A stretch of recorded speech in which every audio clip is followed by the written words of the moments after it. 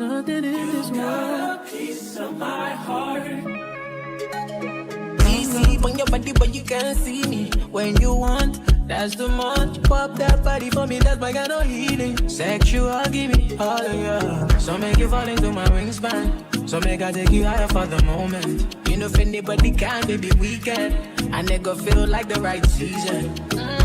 Give me one taste. And you know they do the things that make a man crazy. Nobody ever do it better than this. Drunk on your love if it to make a man trace. And if I ever hurt you, I mean well, what I gotta do to make you know it's over.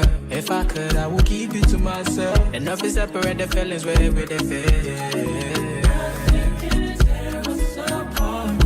It's not that easy. You got a piece of my heart. You know you need me. Nothing can tear us apart.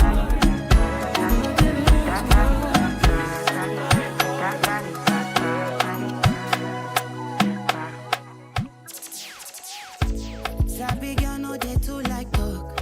Animals dey in human form. Body man nobody like work, but you must hustle if you want job. You no finish dem wan fight us. If dem dey run dem no fit catch up. I know they form say I too righteous. No con dey form say you too like us. Me no get the time for the hate and the bad energy. Got my mind on my money. Make you dance like broccoli. Steady green like broccoli. Steady on my grind, oh yeah, what they want telling me. Could deny my fantasy. They want to check if my tap ain't no wrong. But it dey rush well, it be much. Now gotta make my tap, it dey rush. The kind money we touch, yeah. It dey rush well, it be much. No be hype, everybody dey crush. There's no darling with us.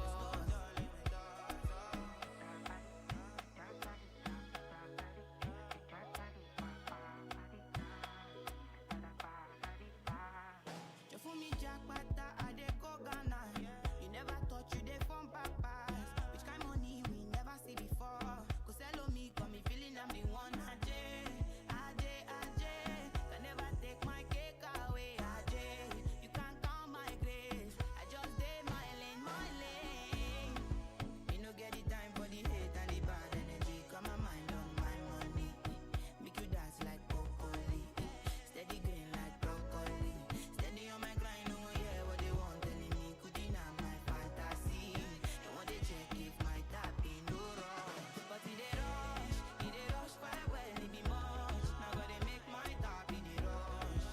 The kind money we touch, yeah. It dey rush well, it be much.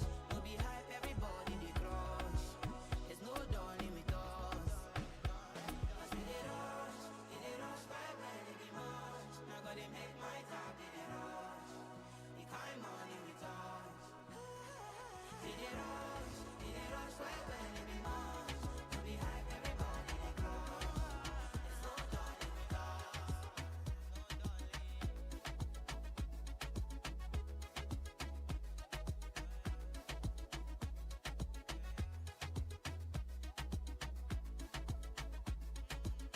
When me touch down, girl broke down.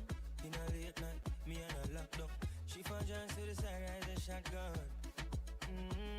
In a my dark glass, cut off shots, clocks well clean.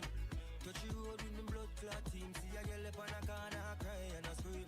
You know, say the boss have to intervene. She say, my man now, him can't believe I take him girl away from me, my God. Can't believe him can't believe take him girl away from me, my God. The girl come give me like a wine so. Give me like a wine so. Give me wine so. Give me wine so. Give me wine so. My girl come give me like a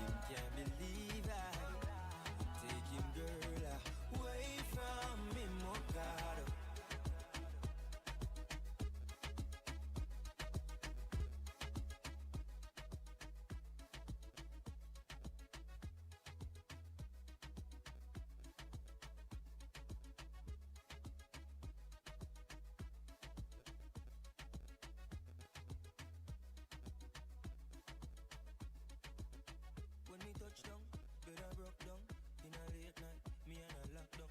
She found John to the side, rise a shotgun. In my dark glass, cut off shots, clocks well clean.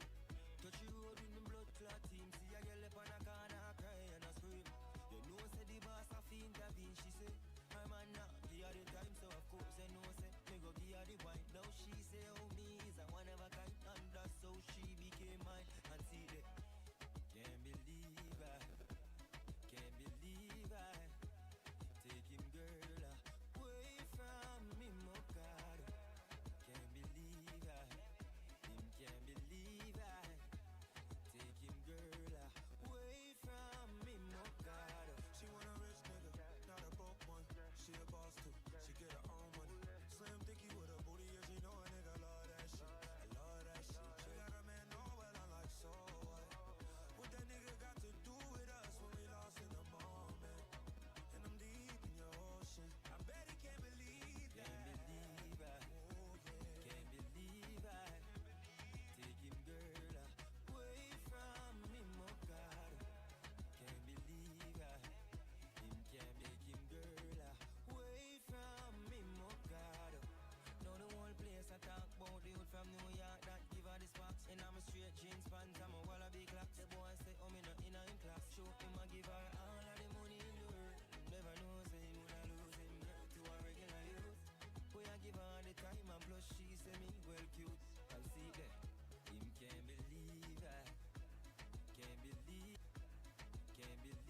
I, take him girl away from me, my God. Can't believe I, him can't believe I, take him girl away from me, my God. Girl, come give me like a wine so.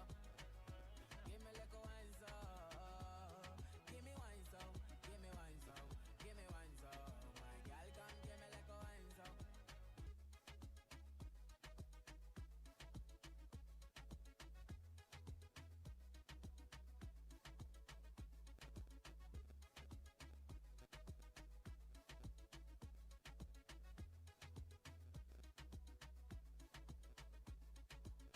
When me touch down, bed I broke down. In a late night, me and her locked up. She found John to the side, rise a shotgun. In my dark glass, cut off shots, clocks well clean.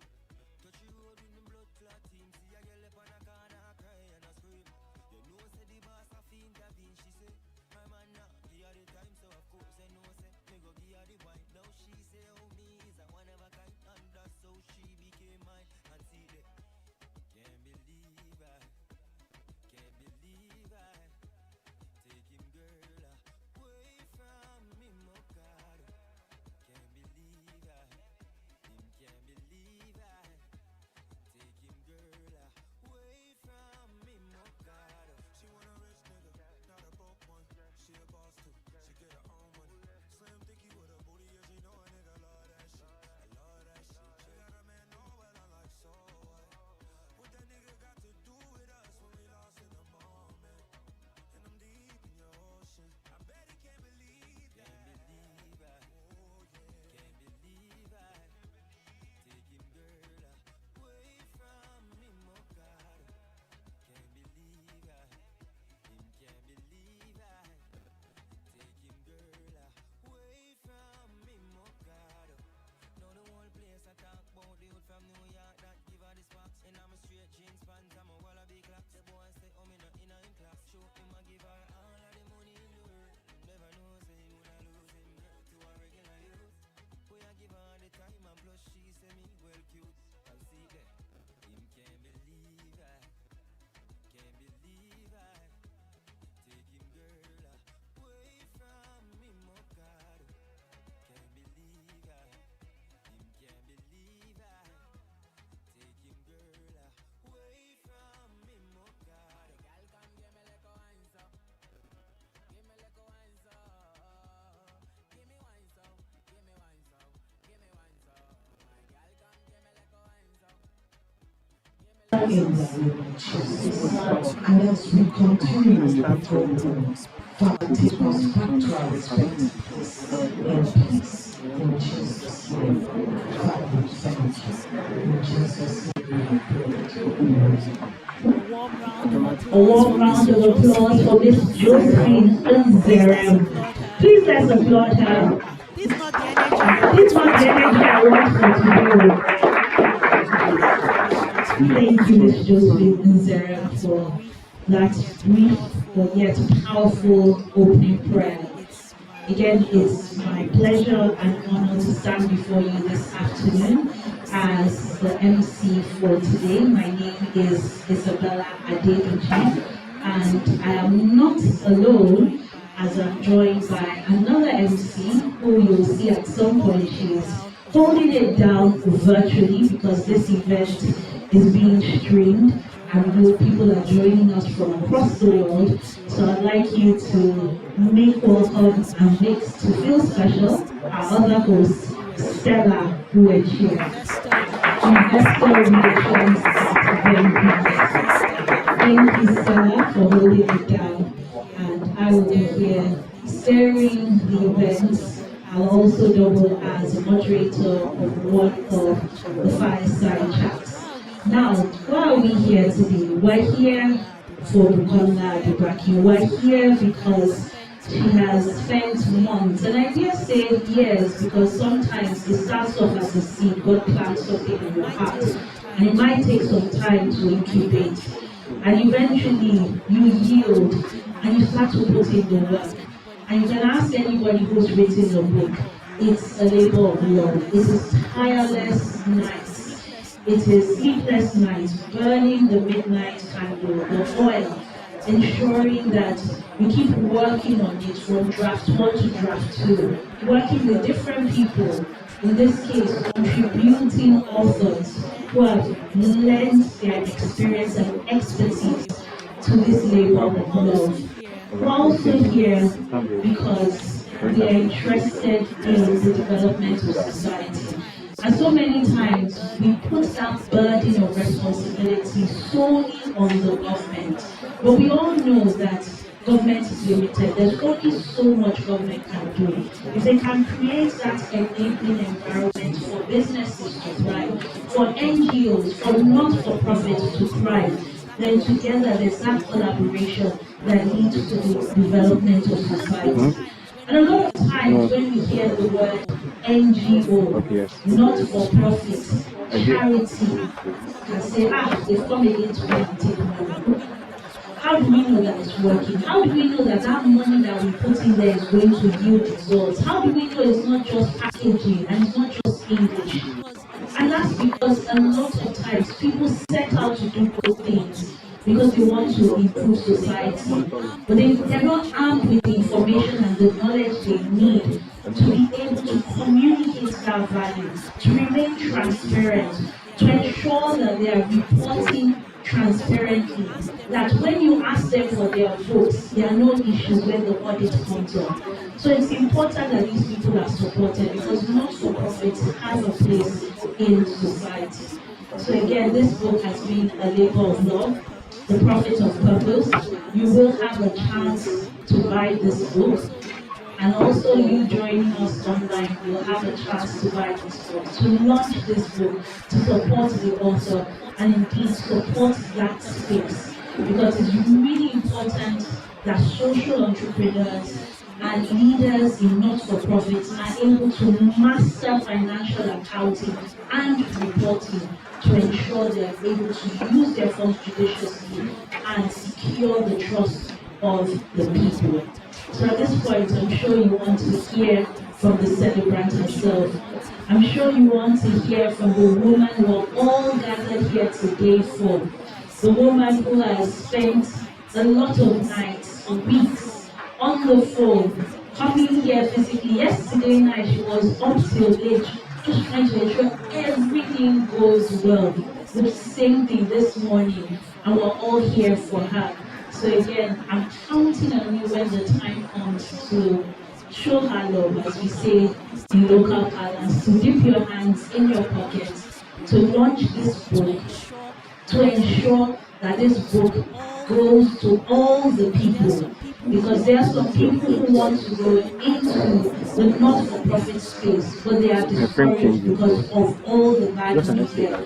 They're discouraged about how some people have not used the opportunities that they had in terms of their reporting. So at this point, I'm going to invite our author. She's someone who is doing a lot of work in the space. She's someone who's passionate. She's someone who's passionate. I'm sure if I ask round, how many years do we know? If you've known our author for 10 years and above, let me just see with the raising of hands. Some people 10 years, 15 years, 5 years, 3 years, 2 years, 1 year. So you can tell that she's been around for a long time. She is a multifaceted professional with over 10 years of experience working at the intersection of media, technology, and development. She combines a thorough understanding of social impact initiatives, financial and strategic organizational management. Bukonla's commitment to assisting organizations in expanding their reach, maximizing their impact, and developing strong relationships with their stakeholders has given her the opportunity to serve on boards of companies for profit and non-profit and provide valuable support and contributions. Bukonla is currently the Chief Operating Officer of Intense Group, a growth marketing agency that operates in the United Kingdom and Nigeria with a primary focus on performance, recognizing that growth and profitability are critical for the success of any business. She plays a vital role in advancing the company's mission by driving strategic execution, revenue growth, and profitability across all of the group's businesses. She has a Master of Business Administration degree from Warwick Business School in the United Kingdom, as well as an executive program in social sector management from the Enterprise Development Center at Pan Atlantic University in Lagos, Nigeria. And today, on her birthday, she's stepping out as a best-selling author of The Profit of Purpose, Mastering Financial Accounting and Reporting for Social Entrepreneurs. Please put your hands together.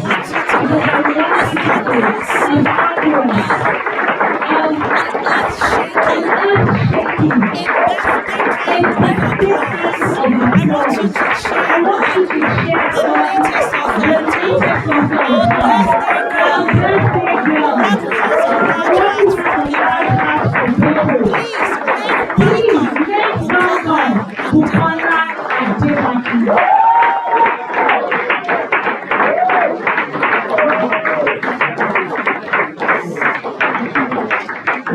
You can't pass here. Please, you can't see it. That's because of that. Oh, my God. When I was writing this, I started to write from the heart.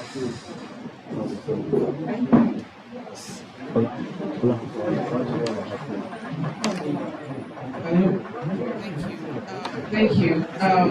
Like I said earlier, I'm a bit nervous, so I'll try my best to put myself together.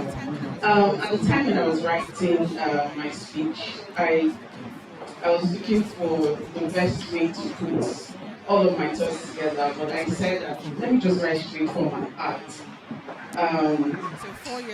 So 4 years ago, I had a realization, one that changed the course of this book that we have here today, and hopefully will change the way social sector leaders approach their work. It wasn't about passion or purpose. About passion or purpose alone. It was about sustainability, and sustainability requires financial literacy. So that being said, ladies and gentlemen, distinguished guests, friends, colleagues, and the press, good morning or good afternoon to you all. It's an absolute honor to stand before you today as I launch a book that is not just a compilation of pages, but a powerful movement a bridge transformation and guide a for social transformation sector guide for leaders social across sector Africa leaders across and beyond, Africa and looking beyond, to looking last. to build to last.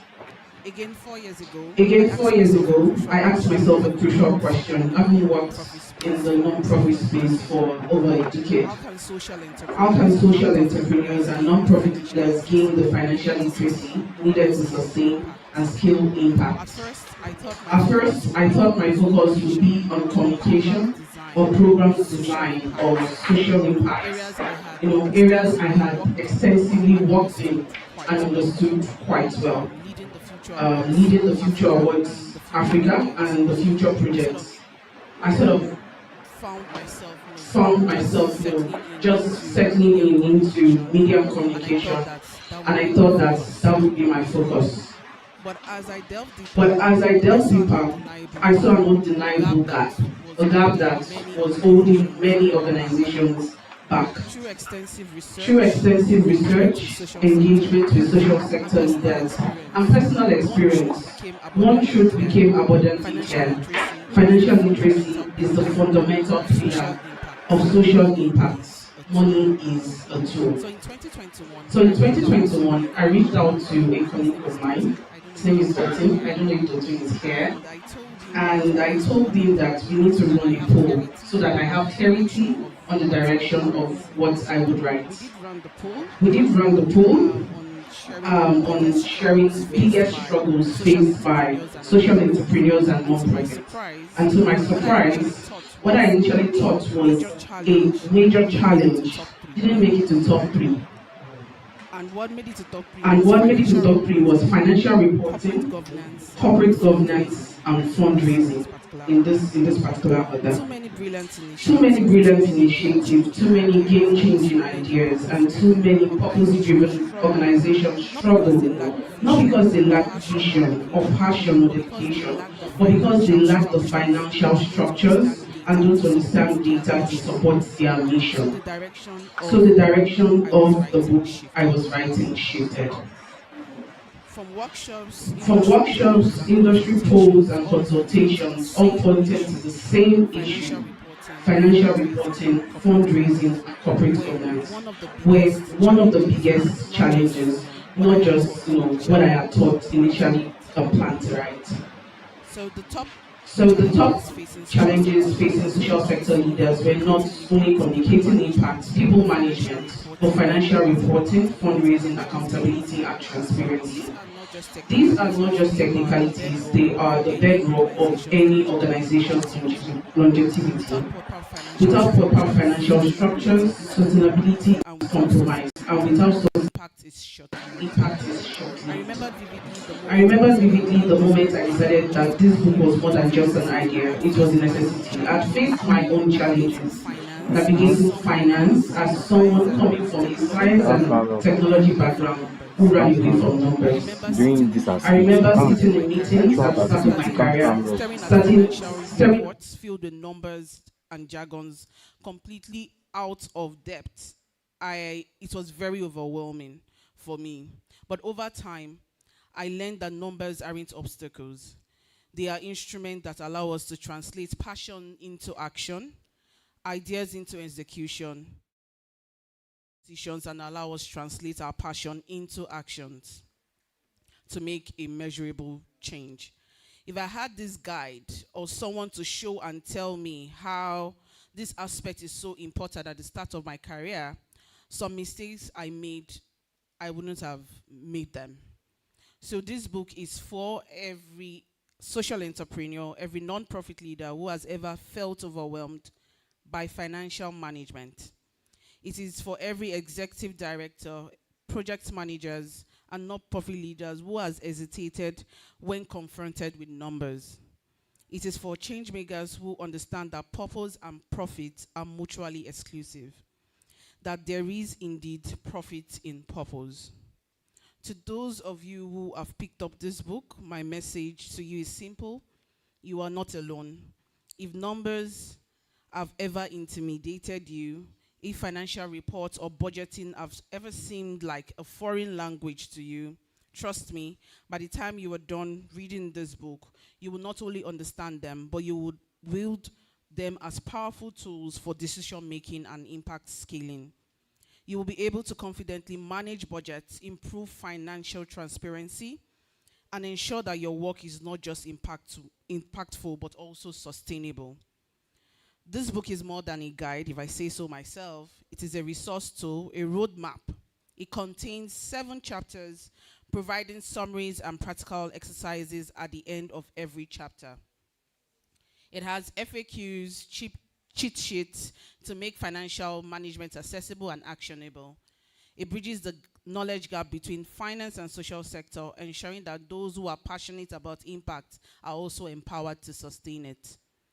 I did not take this journey alone. I would be remiss not to acknowledge incredible contributors who brought their expertise when writing this book. I know one of my contributing authors is in the room, Miriam DeCoco. Is Miriam here? Okay. Thank you, Miriam. I had 4 contributing authors. At the time when I approached Miriam to write this book, she was the head of finance at Faith Foundation, and I thank her graciously for coming on board on this journey with me. I also have Samuel Tini, Raquel Santiago, and Simiolua Abraham.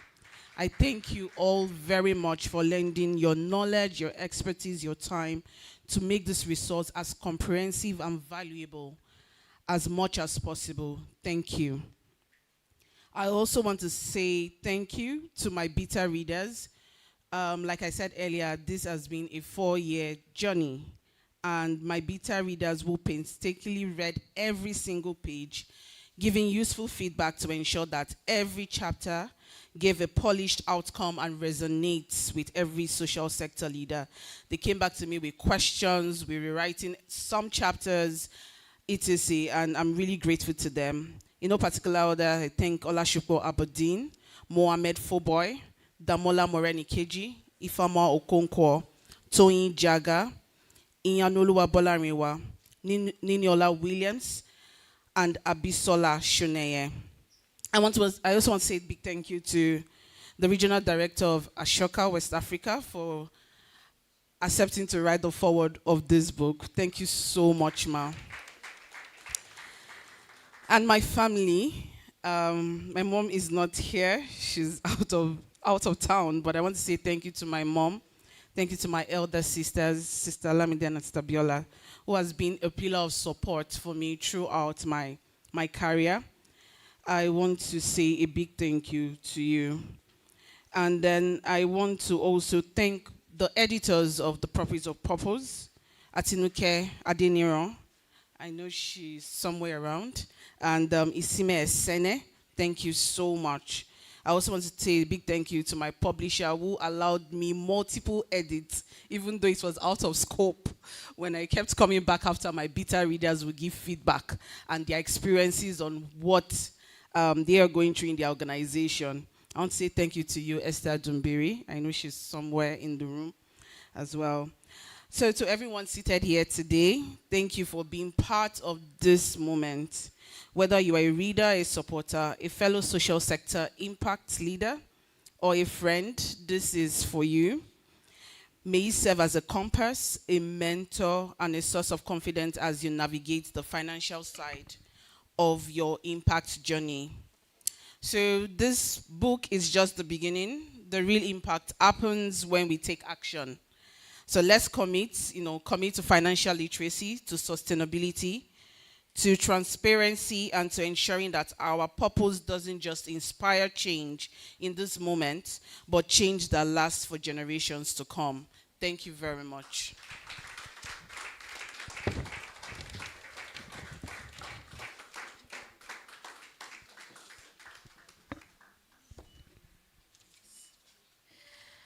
Wow. I was listening, and please don't go. You're going to read a portion from the book. I was just listening, and I can imagine how a lot of people have felt at some point, knowing that they're doing a lot of good work, they're making impact. But when it comes to the numbers, I don't know. Maybe for creatives, we tend to run away from it. People who are working in the media, people who do things that don't require numbers on a daily basis. We run away from it. And as a result, a lot of ideas don't see the light of the day. And sometimes we're not able to also support others doing the work because they're not communicating to us their impact. So trust me, you might not be in the not-for-profit space, but this still concerns all of us because the work they are doing and the work we can do, either by running ours or supporting others who are running theirs, is so important so that it's sustainable over a long period. So many times we hear about not-for-profits that have started good, but at the end they fizzled out. So I'm not going to say too much anymore. I'm going to hand over the microphone to our author, and she's going to read a portion of the book for us. Right after that, we'll have a brief chat with her, and then we'll have our first fireside chat. So I hope you're all ready to dive into this book because trust me, it's really a powerful companion and asset, especially for those in the not-for-profit space.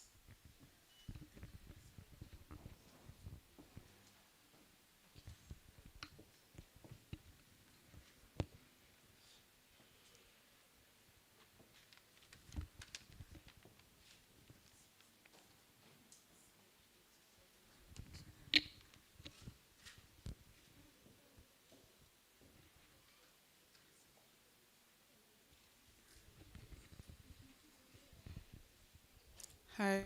Okay. So, taking the first book reading, and it's from chapter 5, from pages 86, and the subtopic here is additional notes on budget, a practical guide for non-profit professionals. Managing and preparing a budget can be a challenging task, especially for non-profit organizations. It's crucial to accurately represent all aspects of your project expenses while considering sustainable elements. To help you navigate this process, we've gathered some practical tips based on years of experience managing large donor funds.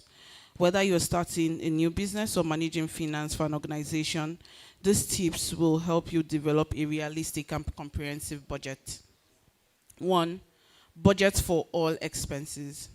When creating a budget, consider all possible expenses, including seemingly insignificant ones like overhead costs, impact reporting, support staff salaries, and the purchase of necessary technological tools. By accounting for this expense, you avoid unexpected financial gaps that may hinder your project completion. 2. Account for inflation. If your project spans multiple periods, it's important to consider inflation. Prices can change over time. Failing to adjust your budget accordingly may lead to insufficient funds down the line. So stay vigilant and factor in inflation when projecting future expenses. 3. Provide regular budget updates. Keep the donor representative informed by providing regular budget updates during check-in meetings. This demonstrates transparency and allows for early identification of potential budgetary issues. Additionally, recommend alternatives such as unspent budget areas to cover overspent ones. Open communication helps build trust and ensures that both parties are aligned on financial matters. Plan for sustainability. That's point 4. Allocate a small portion of the budget as a sustainability charge or donation to be used for continuing operations after project completion. This forward-thinking approach ensures that your organization remains financially stable beyond the project's lifespan. The 5th point, report currency conversion gains. If you have gains from currency conversion, report them to the donors and recommend how they will be spent. Consider allocating these funds to cover essential overhead costs immediately after project completion. This transparent approach fosters accountability and shows donors that their contribution is being managed effectively. Okay, point 6. Adopt the best use of money strategy. Look for opportunities to generate a return on investment, as ROI, on grants that are not immediately needed for expenditure. For example, if you receive a grant but only requires a portion of it in the early stages of your project, consider investing the remaining funds in a fixed deposit to earn interest. Communicate this initiative to your donor to maintain transparency and accountability.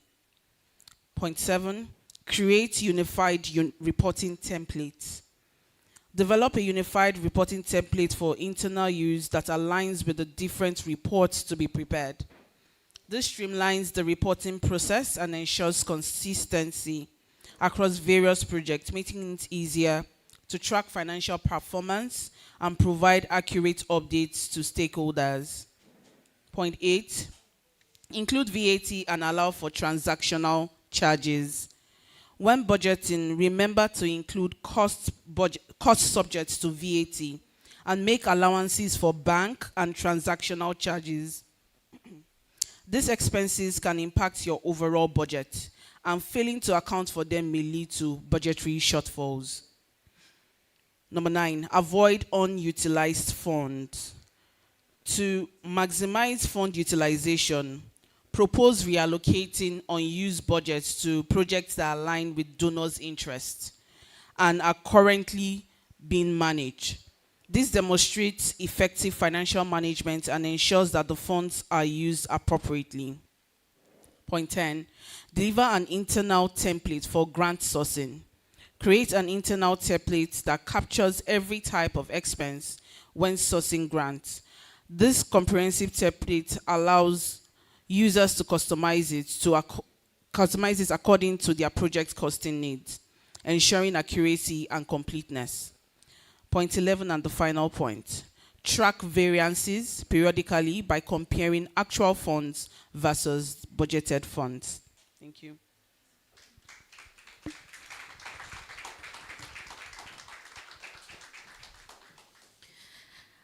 I took something away from that reading. That means every single thing, you have to account for it. Every single thing. You can't forget one item and then afterwards you now begin to say, oh, we forgot. So it's about being very detailed. Now I'm sure we want to hear more from the author. What was it like? All the research that she did, speaking to people, and writing this book. So I'm going to invite our virtual MC, Stella Uachwe, who is going to do a short interview with our author, and that way we get to learn all about that experience and whet our appetite for what is to come in the Profit of Purpose. Please let's put our hands together for Stella Uachwe. That applause was a bit weak. I mean, I think we can do better than that. Thank you. Please, can we give a round of applause to the latest author in town? Please, you can do better. Shall we even rise to our feet? Today is her birthday. Let's also sing for her. Happy birthday to you. Happy birthday to you. Happy birthday, happy birthday. Happy birthday to you. Hip, hip, hip. Hip, hip, hip. Hip, hip, hip. Happy birthday. Please, let's be seated. Thank you so much for coming to celebrate this day with us. You're welcome. You're most welcome. And it's so good to see our faces, and to our online viewers as well. We want to say welcome. It's good to have you join us. Thank God for technology. There's no distance in the realm of technology. It's borderless. Okay. All right. This is the moment that we've been waiting for. So I'd like to hear from you, Buki. How does it feel to be here today? All the times, all the late nights, all the meetings, all the scripts, manuscripts. I Share think your feelings with us. I'm very happy. I just noticed that my coach is in the room. Thank you, Zino. She was one of the people that held my hands because many times I gave up, especially because finance is hard. And I mean, I'm not a finance person. I'm coming from a non-finance, background, and just putting, I thought it would be easy putting my experience, together, but I saw that beyond that, there was a need to ensure that whatever I put in the book is validated. I went back and forth, on the manuscript, writing, rewriting, and when I speak to my contributing authors who are finance people, sometimes when they say something, I know what they are saying, but when we write it, I just be like, it's flying over my head. So it was quite difficult, but I'm very happy that in spite of all of the challenges, all of the procrastination, the imposter syndrome, the anxiety, we are here today. And I'm very happy that this is happening. Great. I'd like you to share with us a defining moment for you. What was it that happened? What was it that you experienced that made you say, no, I have to put this in a book? Can you give us one experience or multiple? Well, I think one that comes tops was there was a particular organization I had consulted for initially, and to raise money. When we eventually got the funding, I realized that I think in the implementation stage, the project manager just got stuck. There was no documentation on monies, on the field. And by the time we got to the reporting stage, they experienced a lot of difficulty, and I was asked to come and fix the mess, which was it was a very difficult time for me as well, because I was writing my exams, I think my final exams at the time, and we were scrambling between this money that was paid out. There was no description. So how do we track what the money was used for? So we were trying to reconcile money that moved out from the account to how it was expended. And for the organization, it wasn't a case of they did not implement. They did implement. They did a good job at implementing. But the issue was documentation, tracking numbers. They didn't follow the line items as approved by the funder. So it was a struggle. It was a struggle trying to, but one thing that really helped us was coming out plain, and speaking to, telling the funder that, okay, this was the issue. We moved more money from one line item to the other, and we're able to resolve it. So at that point, I remember speaking to Damola Morea Nikeja, and I told him, I think it's now very important that we write this book, because sometimes it's not like it's intentional when you move monies, but you just realize that you under budgeted for some line items. And where do you remove the money from? You don't just remove money from another line item. You have to then go, for some funders, you have to go through the process, the rigorous process of writing the funder, requesting for an approval to move a particular line item to another line item because that was under budgeted. So I think it's important that we write this book. Please, a round of applause. When you shared some of the experience with me, particularly about writing the book, and you said you did a poll. Yes. It was fascinating for me because I hardly hear authors say they did a poll about the book that they want to write. So what inspired, was it necessary? Can't you just write? Like I said, I was already writing something on communicating impact. In fact, I had the name of the book was PR Your Impact.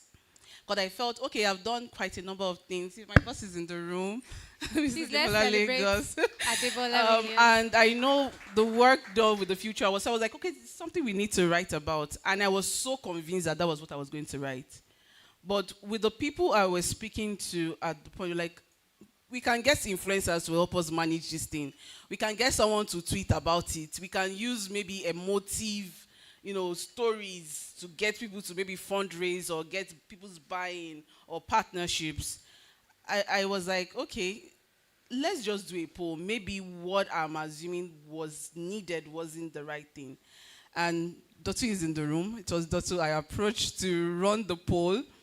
And I think the more we kept sharing the link, we saw the gap from what I thought the sector needed to what they actually need. Well, I wasn't surprised with fundraising because everybody is trying to fundraise at one point or the other. But financial reporting and all of that, managing finance, I was quite surprised. I was quite surprised, yeah. So that was why we ran the poll. I think at first we got the first 40 responses, and the gap was really wide. So we shared it to more social sector leaders, and the gap became wider. So I was like, okay, we need to write this. Yeah. Fantastic. So now that the book is ready, the baby is ready for the world to consume, what is that mindset shift that you want change makers? Because from what I've heard about the book, I don't think the book is just limited to people in social impact. I think it's a career agnostic, industry agnostic, professional agnostic book that everyone should read. I mean, if you say you're a change agent, you're not just living for yourself, but you're living for something bigger than you, then you should read this book. Yeah. What is that mindset shift that you want everyone who reads this book to go home with when it comes to finances? Okay, so I think one thing I would say is money is a tool. As non-profit leaders, a lot of times we are so carried away by passion. We want to do this, we want to do that. Sometimes we allow the passion to drive us in such a way, and then we forget that we really need money. And when the money comes, how do you ensure that beyond running the projects, whatever I've started, how do I ensure that my organization is sustainable? That's why I'm very happy with my keynote speaker. And when I spoke with her at our last meeting, just listening to her, I then realized that this is even more important. Because as change makers, we are carried away about, okay, the number of people impacted, the number of lives changed, but we forgot that it is money that we use in doing this thing. So we need to get comfortable with money as change makers. Beyond passion, emotions will not take you from point A to point B. Yes, emotions can just buy you some level of support.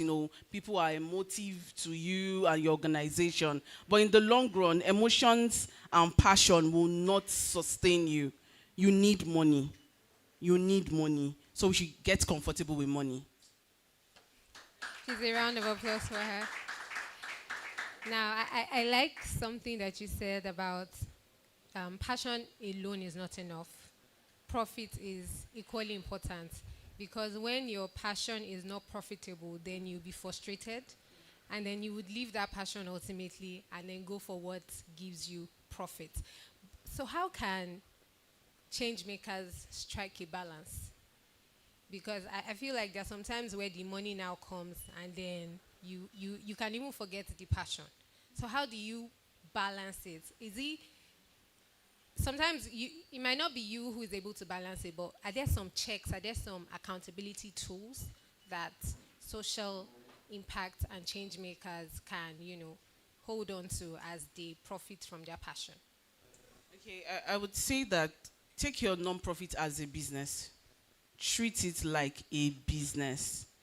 I know that sometimes I've had situations where I've spoken to NASET organization, like young organization between 1 to 3 years, and then they'll tell me, let me just even get this money to run this program. But they are not thinking, okay, beyond the program, after the program, what happens?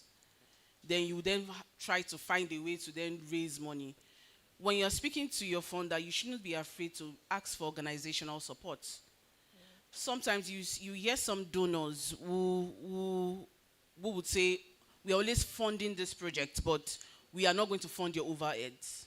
But you need the overheads to be able to run the project. So when as non-profit... And the person even gave a timeline. The person said in the next 2 to 3 years. Who is this person? Okay, we'll come back to you as soon as she takes this. Within 2 to 3 years, we should have a book on that. So tell us, surprise us if we should be expecting. Well, so focus. Yeah. Interesting.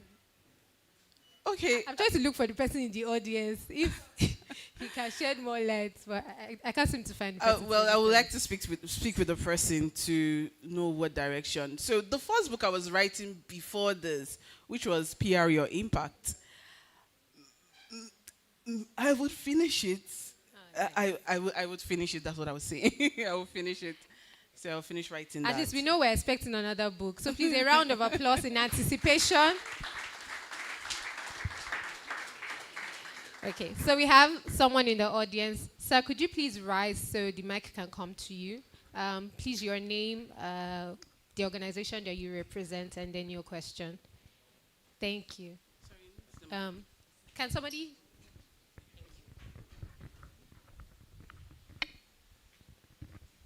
Thank you very much for this opportunity. My name is Praise Freddy, and managing partner, performance strategy and sustainability consulting, PSS consulting. Like you've itemized some stuff in your book, that is my question to Bukonla. You talked about tax, and you talked about, because this finance side, and the silent point which you mentioned, that we need to take social enterprise as a business. One area that I also look at from the sustainability you've mentioned, because a lot of people start up a project and at the end of the day, continuing becomes a problem. That's built to last, which means. Can you help to give to the audience some of the things you've been able to identify, those things that stands out the sustainability plan, the long-term sustainability plan? What do you expect the organization to be doing to make sure that sustainability is being solidified? I don't know. Do I recap or? Yeah, can you recap the question? You said what? Can you recap the question? Okay. This is my question. I really want you to itemize things you think that keeps the sustainability, the long-term sustainability plan of that organization. What are the things that you think you've identified that keeps that organization, whether social enterprise or, because if you're talking about what you've written, it doesn't centralize, it's not central on social enterprise alone. All organizations do, because this stuff is wider than what you think. She get it. So what are the things you think you've identified to keep that sustainability plan? What do you expect such organizations to be doing to keep revolving and involving? So I don't know if I've made any sense. Yes. So from what I understood from your question is, what are the things an organization can do to ensure that they are sustainable? Exactly. Yeah. So I think one thing is fix your governance structure. Okay. There are quite a number of things, as whether for profit or non for profit, that we miss at the beginning, especially when you're trying to, you are just like a one-man army, or you have a partner. Just ensure that you fix your organizational structure, because that would help you also get funding. Then secondly, ensure that you are documenting your expense. It's very important. And you are able to audit at the end of maybe your fiscal year. You are able to audit, you have an audited account. Which would always help you when you are also fundraising. And then thirdly, I would say documentation. Document every single thing, from pictures to videos to testimonials to feedback, everything. Just ensure you are documenting as much as possible. I like that answer, but I also wanted to add that I think that you can have like a master class, because I mean this is just small. Some people want to really understand. I'm helping you to widen the scope. So we need a master class, a paid master class. We can first do a live webinar, to arouse their interest. Then we now funnel them into the master class. Okay, so I see two more hands there, okay, we can only take one question. Please, can you speak to each other and merge the question? Thank you very much. Please, can one of the ushers, please, can you help pass the mic, please?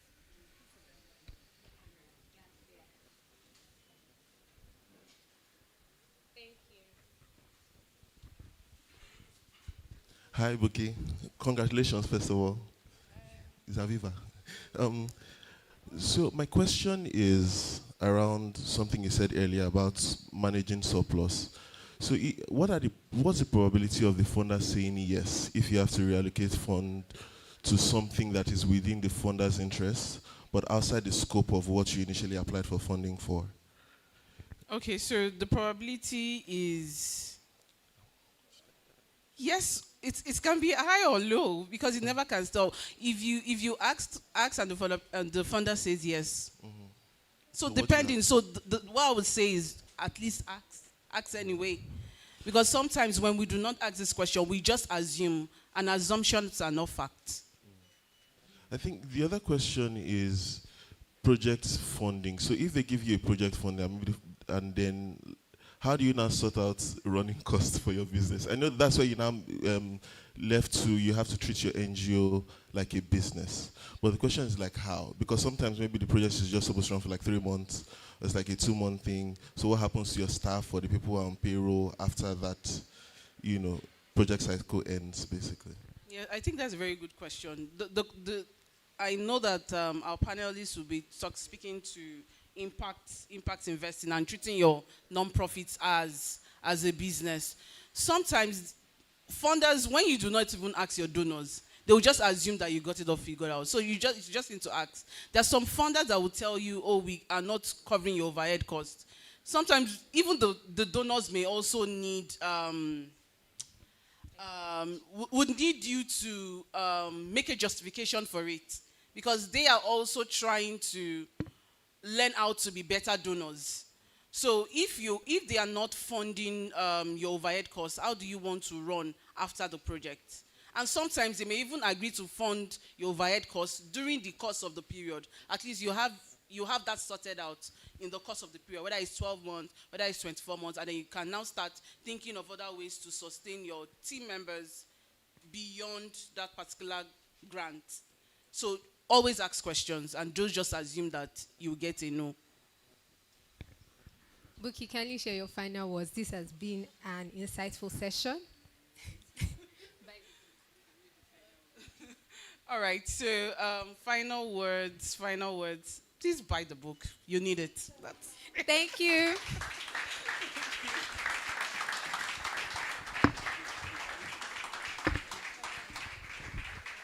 Another warm round of applause, please.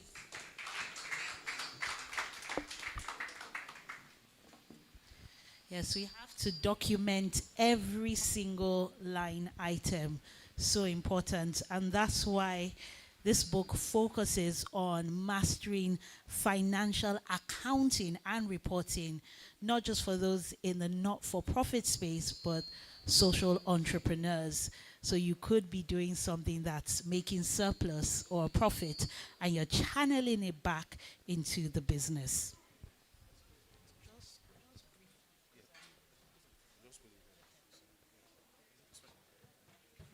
Next, we have a fireside chat, and it's interesting when Stella asked Bukonla what her favorite part of the book was.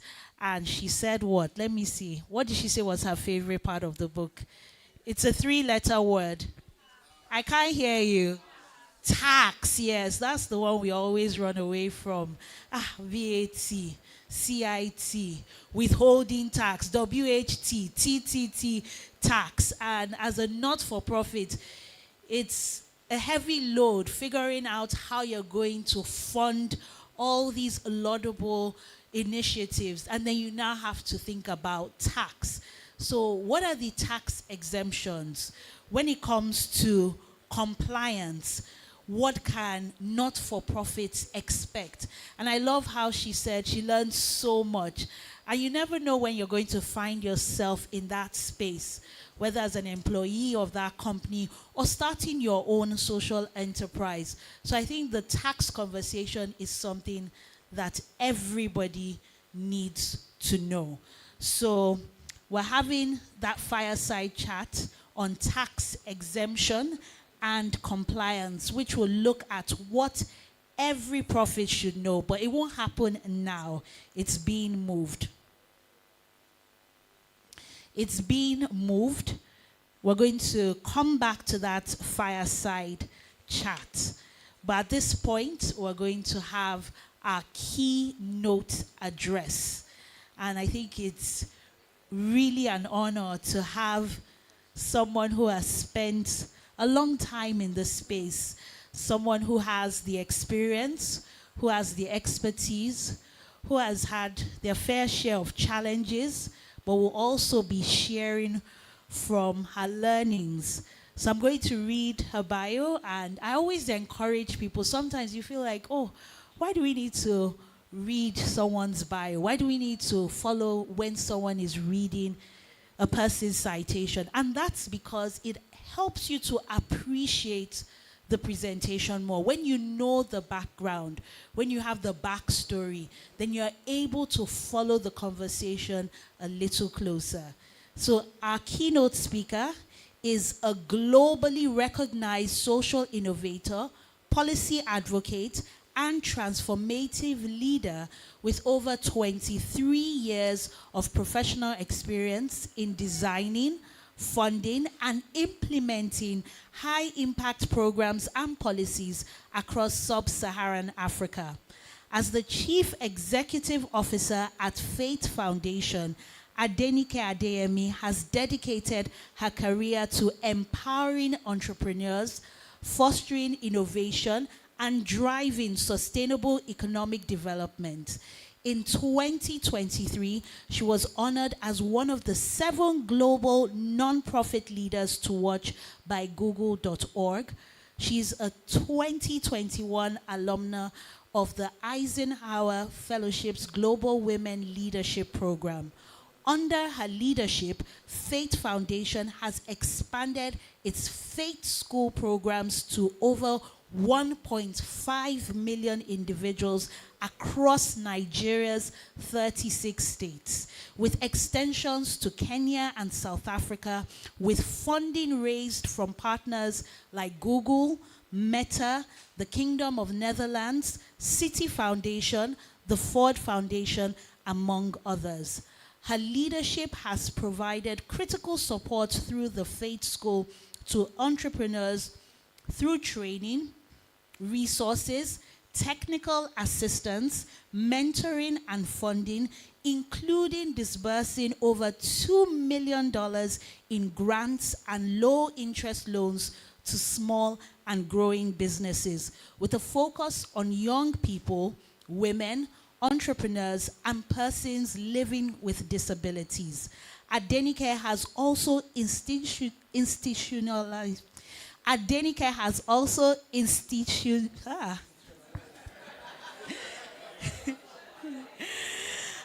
Adenike has also institutionalized the Faith Institute, which publishes the annual State of Entrepreneurship in Nigeria report and over 30 research reports, making it a leading resource for entrepreneurship data and policy advocacy in Nigeria. Adenike is a respected thought leader and is the chief editor of Faith Foundation's research publications. She has also contributed to peer-reviewed publications, including the Brookings Institute Foresight Africa 2024 report and the British Council State of Social Enterprise in Nigeria report.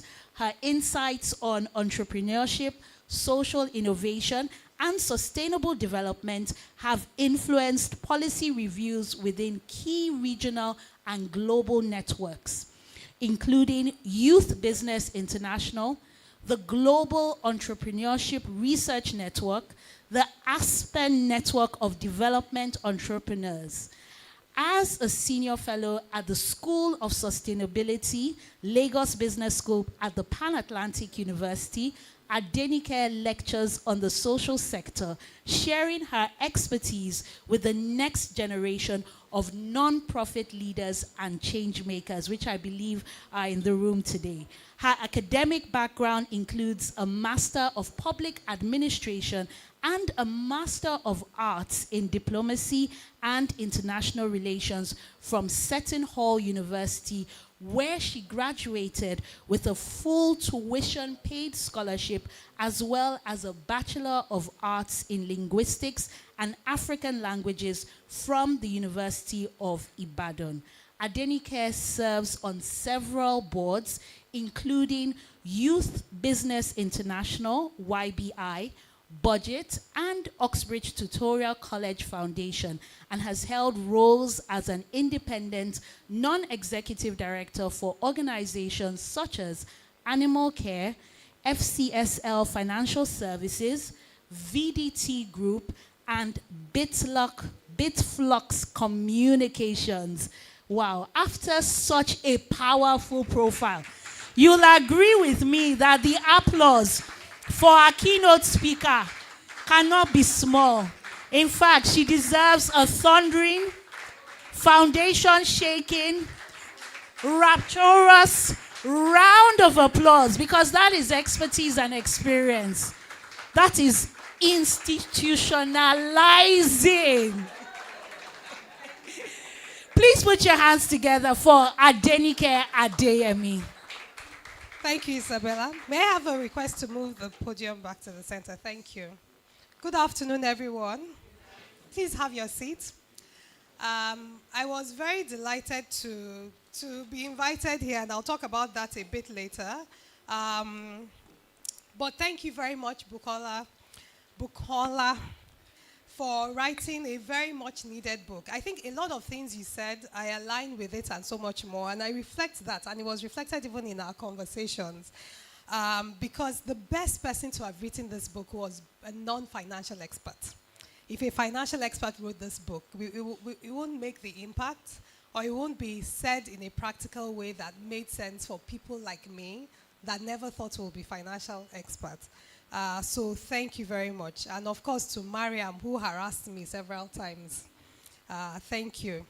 So it's truly my honor to stand before you today as someone who believed that financial literacy was beyond my grasp.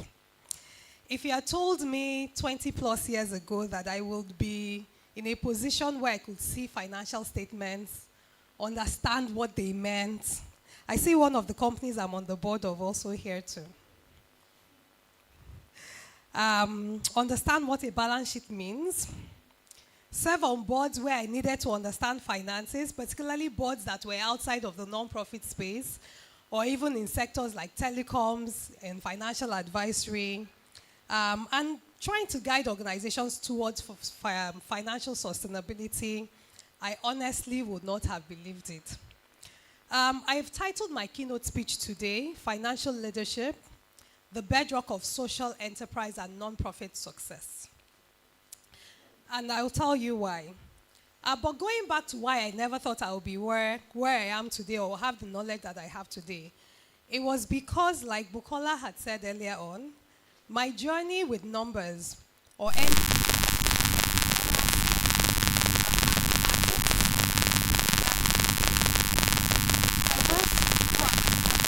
who have ever been in my class at my LBS class on non-profit financial leadership, I always describe it to say that I had what was called a math PTSD, post-traumatic stress disorder, which I got in secondary school. I had a terrible math teacher who had no business being a teacher.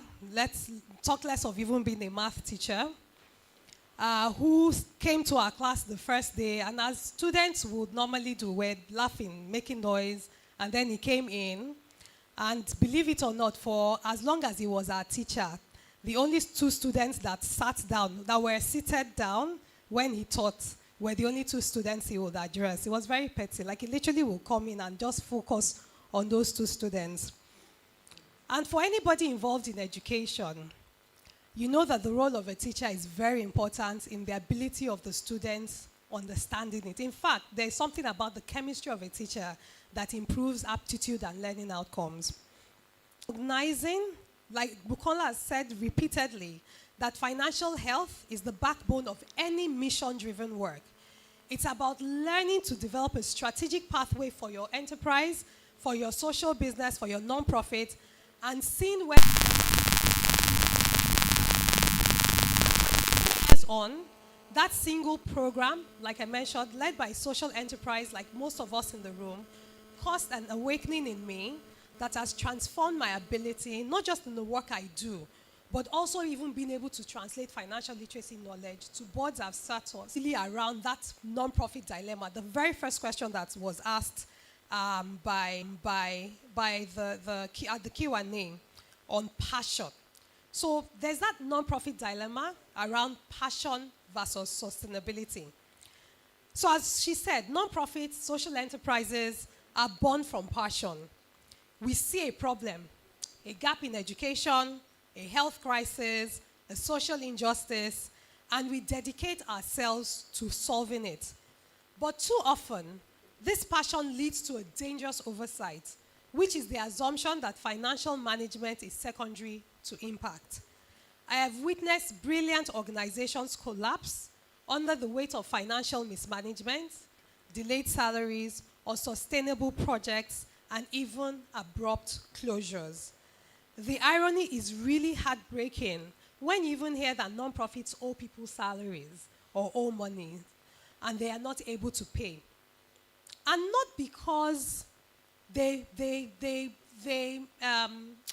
mismanaged the money or spent it on things that they were not to. In fact, in a lot of cases, they actually delivered that work under budget. But because the financial planning was not done well, and there was not an overall financial thinking to the organization, they were then left at a loss. And then there was a conversation, again, it came on during the Q&A, on the myth of the non-revenue non-profit. And this is particularly for those of us that call ourselves fully non-profit or fully NGO. So, of course, in the space of the work I do at Faith Foundation, we teach people how to run businesses. So every organization has a business model, whether it is a for-profit, whether it is non-profit.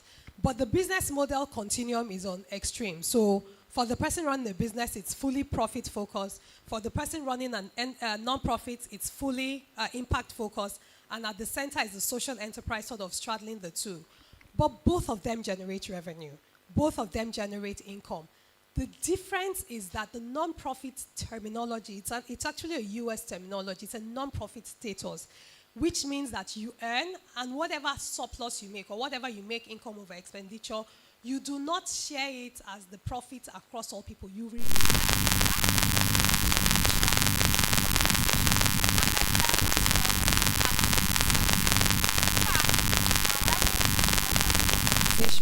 and at the end of the day, your statement of income and expenditure is 1 equals 1.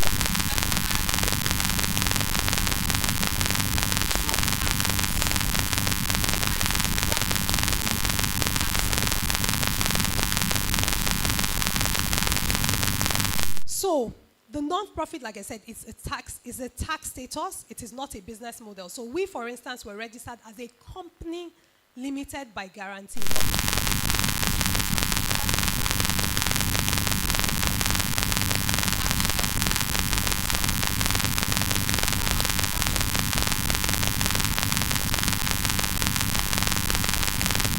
Here. So in any case, we're in the business of change, and change requires resources. And so one of the things, again, is that don't get into the break-even trap. It's a short conversation to think of so many things. And the one advice I would give is that go and take a non-profit financial management course, because even some of the questions that came up, it would address some of the concerns people have. Many non-profits only aim to break even, seeing surpluses as somehow unethical. It is not. Because if you don't have surpluses, you cannot make room for innovation, you cannot make room for growth, you cannot make room for resilience. Nigeria has taught us that. We saw year-on-year inflation last year, significantly, 30 to 65% on average on so many things. A lot of us here, in fact, any non-profit here is paying people's salaries. People have asked us for salary increments, the inflationary adjustments that need to be made. So you have to make you make considerations for that, and I'll talk about some of the how later. Then, during the Q&A, there was a lot of questions around overhead. I hate that term. So a lot of donors and non-profits talk about overhead as if it is a bad term. And what is described as overhead? Staff, employees,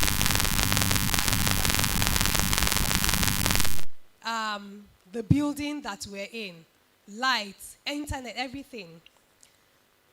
Do you know what? About 15 years ago, while working to draft the budget I was working on the proposal, and I then said, okay, this is the project cost. And so project cost is paper, pen, food, all of those things.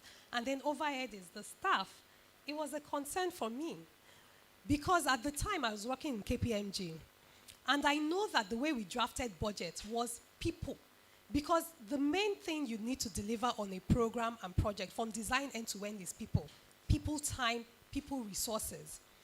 And so we had to get to the point, I remember when I joined Faith Foundation, was that I needed to look for like-minded funders who understood that people are essential to the delivery of a program. And yes, there's the overhead for things like light or whatever, but that people cannot be overhead. Because the technical brains and resources that you need to design to deliver a project are people, and it cannot be overheads. And so again, one of the first key takeaways I want us to have here is a shift in mindset. And knowing that financial health within your organization, within my organization, is mission critical.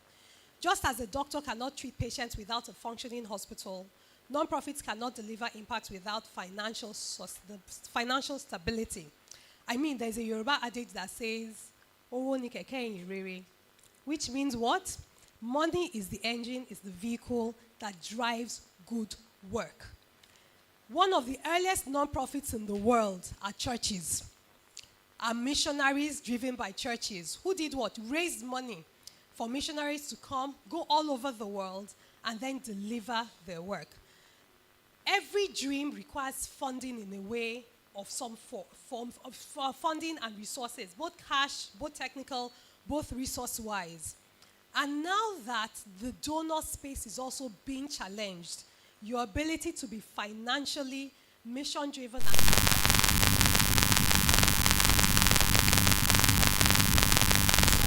as we're talking about financial leadership, which I said is my main topic, what are the things that I want us to think about? The first, as we've talked about, is financial literacy. And for me, the financial literacy is the language of any leader. Non-profits, business leader, anything is financial leadership. It's financial literacy. And it is not just for people in business. If anything, it is even more for us. And I say it is more for us. There was an article Osai wrote about 4 years ago that if you want to get the best managers, look for non-profit people. Because they will say, okay, this 1 million naira, go and train 1 million people. And by the way, they're in Lagos, Ibadan, Gombe, Zamfara, Port Harcourt. And guess what? They will use that money and train them and reach even way more.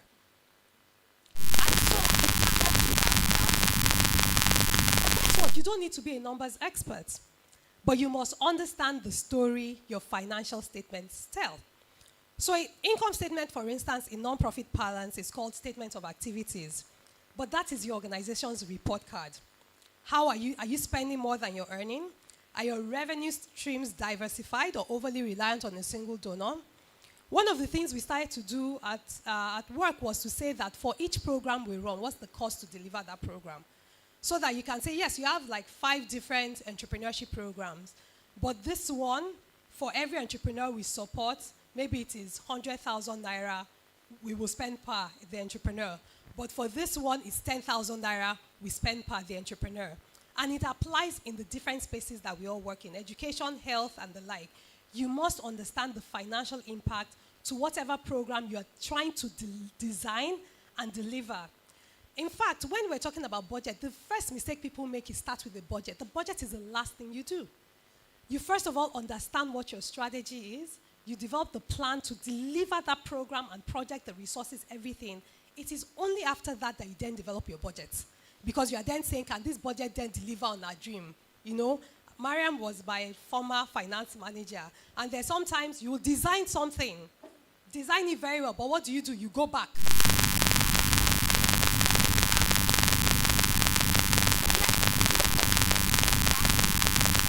God increase your chances for consideration in things that they may not have thought to have funded for.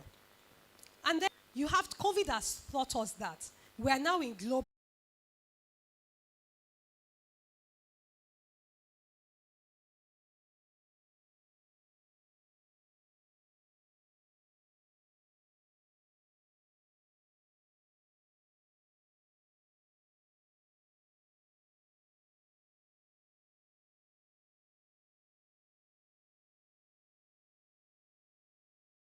for like your organization is whoever is heading your finance function.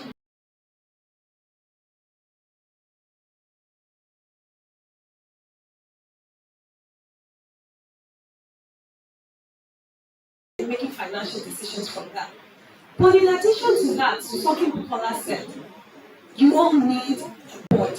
Whether an advisory board, whether a board, full board of directors, a lot of us lack accountability and we can benefit from it. Particularly if you're the founder of your non-profit, having somebody on your board who is also a financial expert goes a long way, because there's something about having somebody who can help you or who can say, this is the kind of information I'm seeing, I'm expecting to see. And so this is the information you should give me so that I can make those decisions from. And you need to encourage a culture within your organization where people can ask questions around concerns they have around financing, and for you to be able to open and available to answer them. A lot of non-profits also don't have financial ratios. So a lot of business, when we ask a lot of businesses in the group, you say, what are the ratios to manage and monitor your business? They'll say that. But as non-profits, we need to be able to know, and as non-profit leaders, you need to have your financial ratios at the tip of your fingers. There is no financial ratio you ask me in the course that I won't be able to talk about, because we also present it at my board. But I also then need to know, because it's an indicator of how well or how not well we're doing, or areas where there may be challenges, and we need to watch out and make from.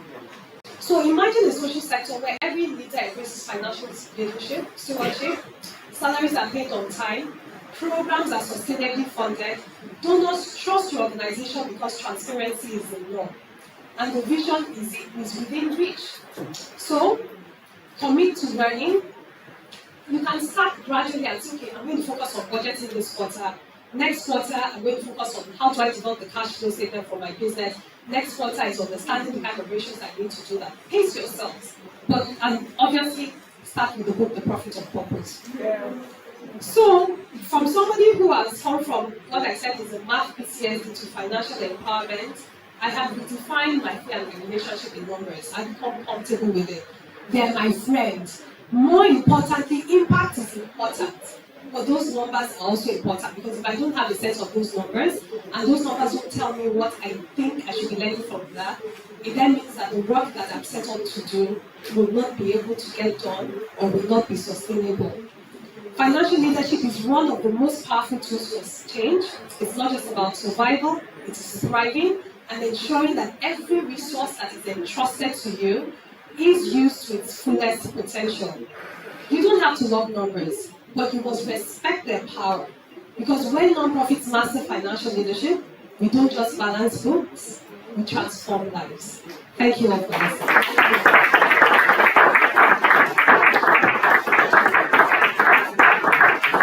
Another one round of applause, please.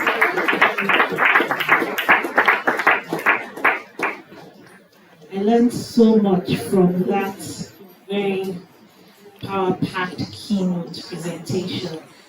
One is for all of us to be friends with numbers, and for us to take it upon ourselves, whether or not we're in the for-profit or not-for-profit space, to improve our financial literacy.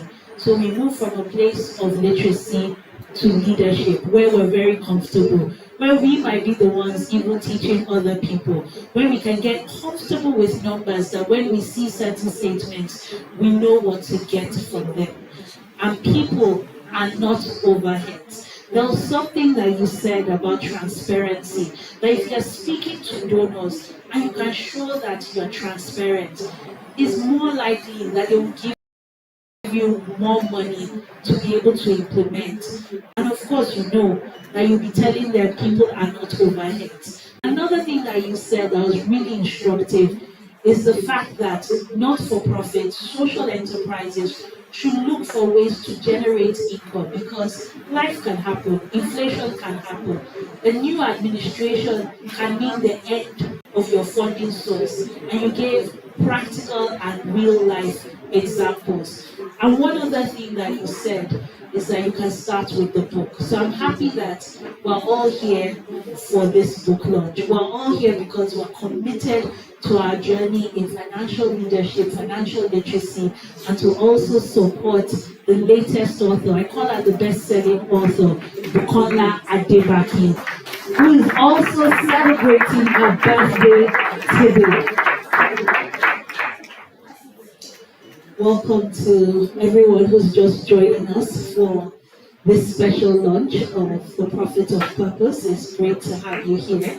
Earlier on, I had spoken about the fireside chat I'll be moderating, and I'm glad that our tax professional is here because Bukonla said that was the most important or her favorite part of the book when it comes to taxes. And like I said, a lot of people run away from it. So we're going to find out how we can, as not-for-profits, understand the tax landscape, things that we can be exempt from.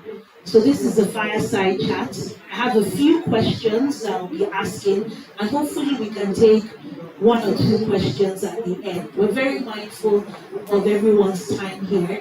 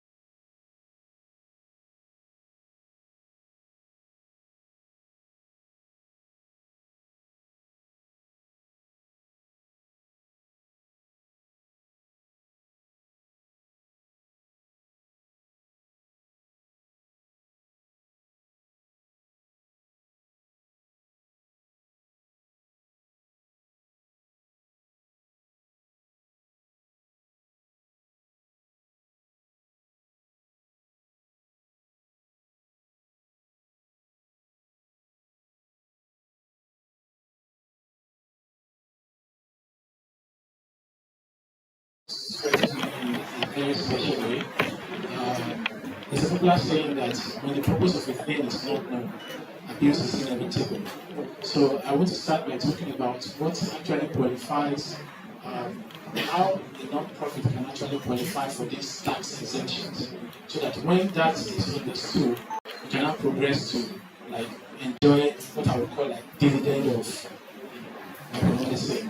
So in terms of talking about qualifying for tax exemption, the first thing which is very paramount for every non-profit or social enterprise is to actually get registered with the Corporate Affairs Commission, because you have to sort out all documentary requirements. And in doing this, you have to get across to the CAC, ensure that the non-profit is registered. Then after that is done, the non-profit has to approach the FRS for to be able to obtain tax identification number. Now, when we talk about tax identification number, for most entities and social enterprise, just like what we've been talking about here, it sounds more like, oh, these people are here again and all of that. No, but essentially it's just to ensure there is compliance. So when you have that tax identification number, the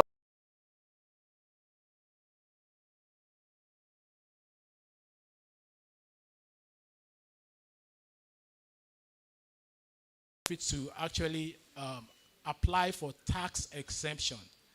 Now, when that is an application that is written to the Federal Inland Revenue Service. Now, when that is done, that a response is provided, then you are able to obtain your every other document required for that purpose. Now, having done all of that, we can now talk about these exemptions. Now, these exemptions are available to be able to encourage the core objectives of the non-profit. You know, when for instance, when the non-profit is applying for tax exemption, the non-profit is required to provide documentation such as the Constitution. The Constitution, we talk about the primary, the core objectives of the non-profit. Now, these tax exemptions ranges from, there are 7 of them I want to talk about. There's company income tax, and I'll talk a little bit about each of them. There's value-added tax, there is personal income tax, there's withholding tax, there is stamp duty, there's custom duty. There are also local government fees. So let me come back to company income tax. Company income tax, for instance, non-profits are exempted from it because the activities are basically humanitarian. They are basically for charity purpose. So for non-profits that has gone through the process of sorting out the qualification, what I started with, you can actually be able to, enjoy that privilege without paying company income tax. However, there's a caveat. There are instances, let me cast my mind back to what was being said before now, where for non-profits to sustain their activities, it's also important that they may have to go into some commercial activities. But then, in doing that, that's why it's also important that, that segment is made very clear in the sense that it may be necessary to actually create another entity for that. Or better still, what is advisable for non-profits to do is to make sure that the proceeds from such venture is redirected to the core objective of that particular non-profit. Wow, you've answered several questions in one. Our time is fast spent, so I'd like to take one question from the audience, please. I think what you've said has just reiterated some of the things that have been said about the importance of documentation, the importance of knowing your why, doing the application, and having that financial literacy. So do we have any questions from the audience? I can only take one question. Okay, we have that one question and that'll be it. Please let's get the microphone.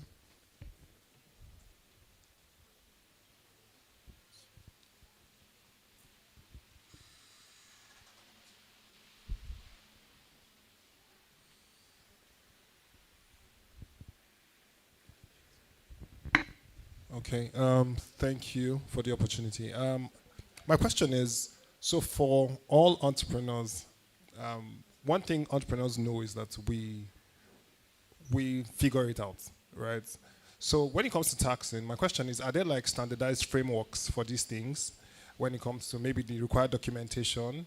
And if there's a standardized framework, and where is there like a library where people can go download these things so we don't have to do Excels and all of that, because it's crazy, and I think that's something that will be on the minds of so many other people that are in this business.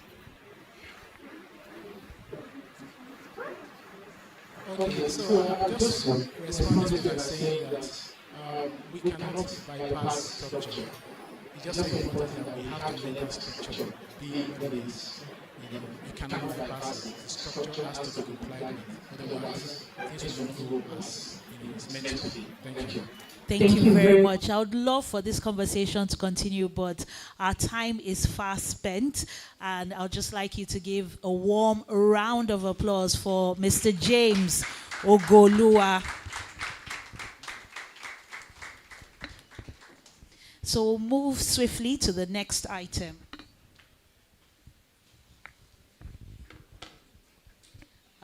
Would you like to get a picture? I'm not sure if Bukonla is here. If we can get a picture. Bukonla, are you here? Okay. Where are my phonographers, my photographers?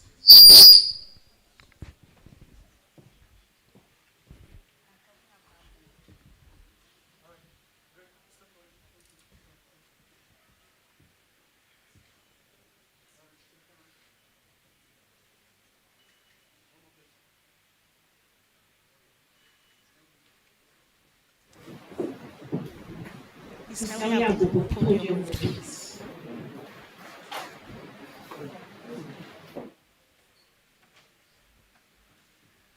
Thank you very much.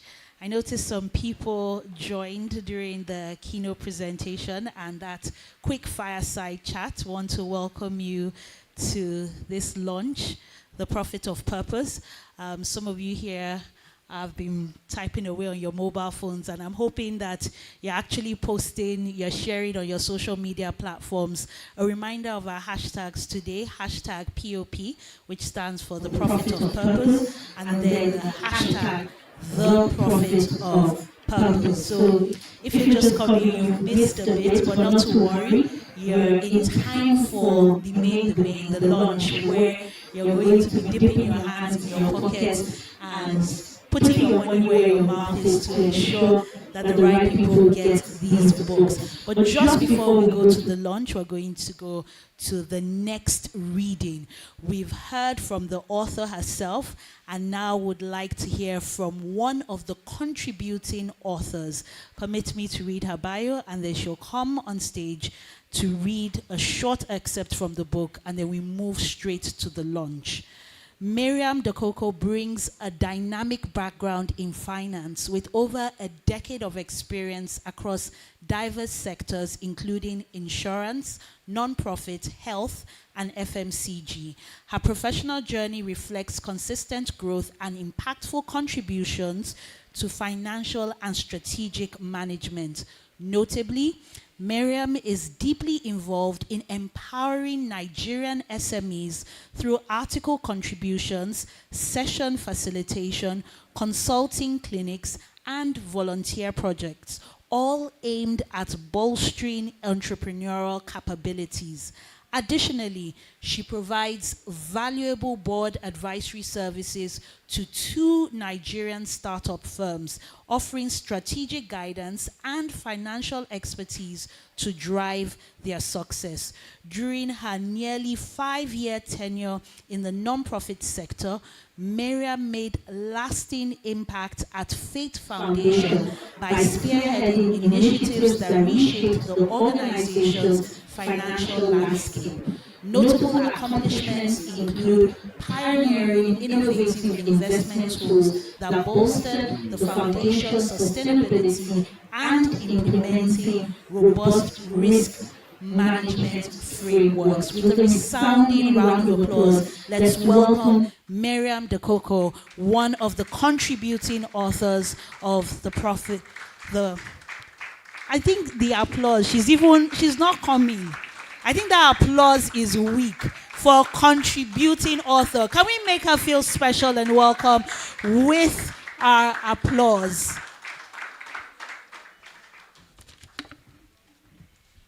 Please, can we have the podium moved? Good afternoon, everyone. My name is Miriam Dekoko, and I have been given the chapter 3 by my madam, Bukonla Adebakin, to read. Thank you. The chapter that speaks about a conversation that a lot of people, if not all, do not like, taxation. But if there's anybody in the room who likes to talk about tax, please just wave, let me know. Interesting. That's interesting. But I have the opportunity to speak about tax, and coincidentally, that happens to be the chapter that I contributed to. Please don't ask me why. I guess we just like to do the things that are hardest. That way, we can get our toes rolling and always do the right thing. So join me as I read this chapter, but very briefly, because I think I have 1 minute and a half. So tax management, compliance, and audits may not be the most thrilling aspect of running a business, and I totally agree. But for non-profits, social enterprises, or even businesses generally, they are pivotal for maintaining a responsible and sustainable organization that fulfills its obligations to stakeholders. I will try as much as possible to refrain from giving comments because I have done this for years, but I will try. When it comes to tax, compliance, and audit obligations for non-profits, it is crucial to consider the following key points. Now I want people to try to implement. Because these are areas that I have had to struggle with in my roles. I'm also struggling doing advisory with firms, whether social enterprises or others. And the first crucial point is the reinvestment of income.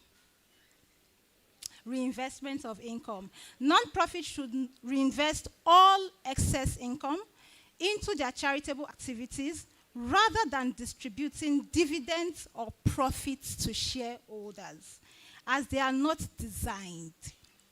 Emphasis on the word designed to generate profit for private individuals. So if you were setting up a non-profit and you wanted to become the next Adenike and you're looking to start buying houses in Miami, shocker, you can't do that. The second key point is tax clearance certificates. Non-profits should apply for a TCC annually.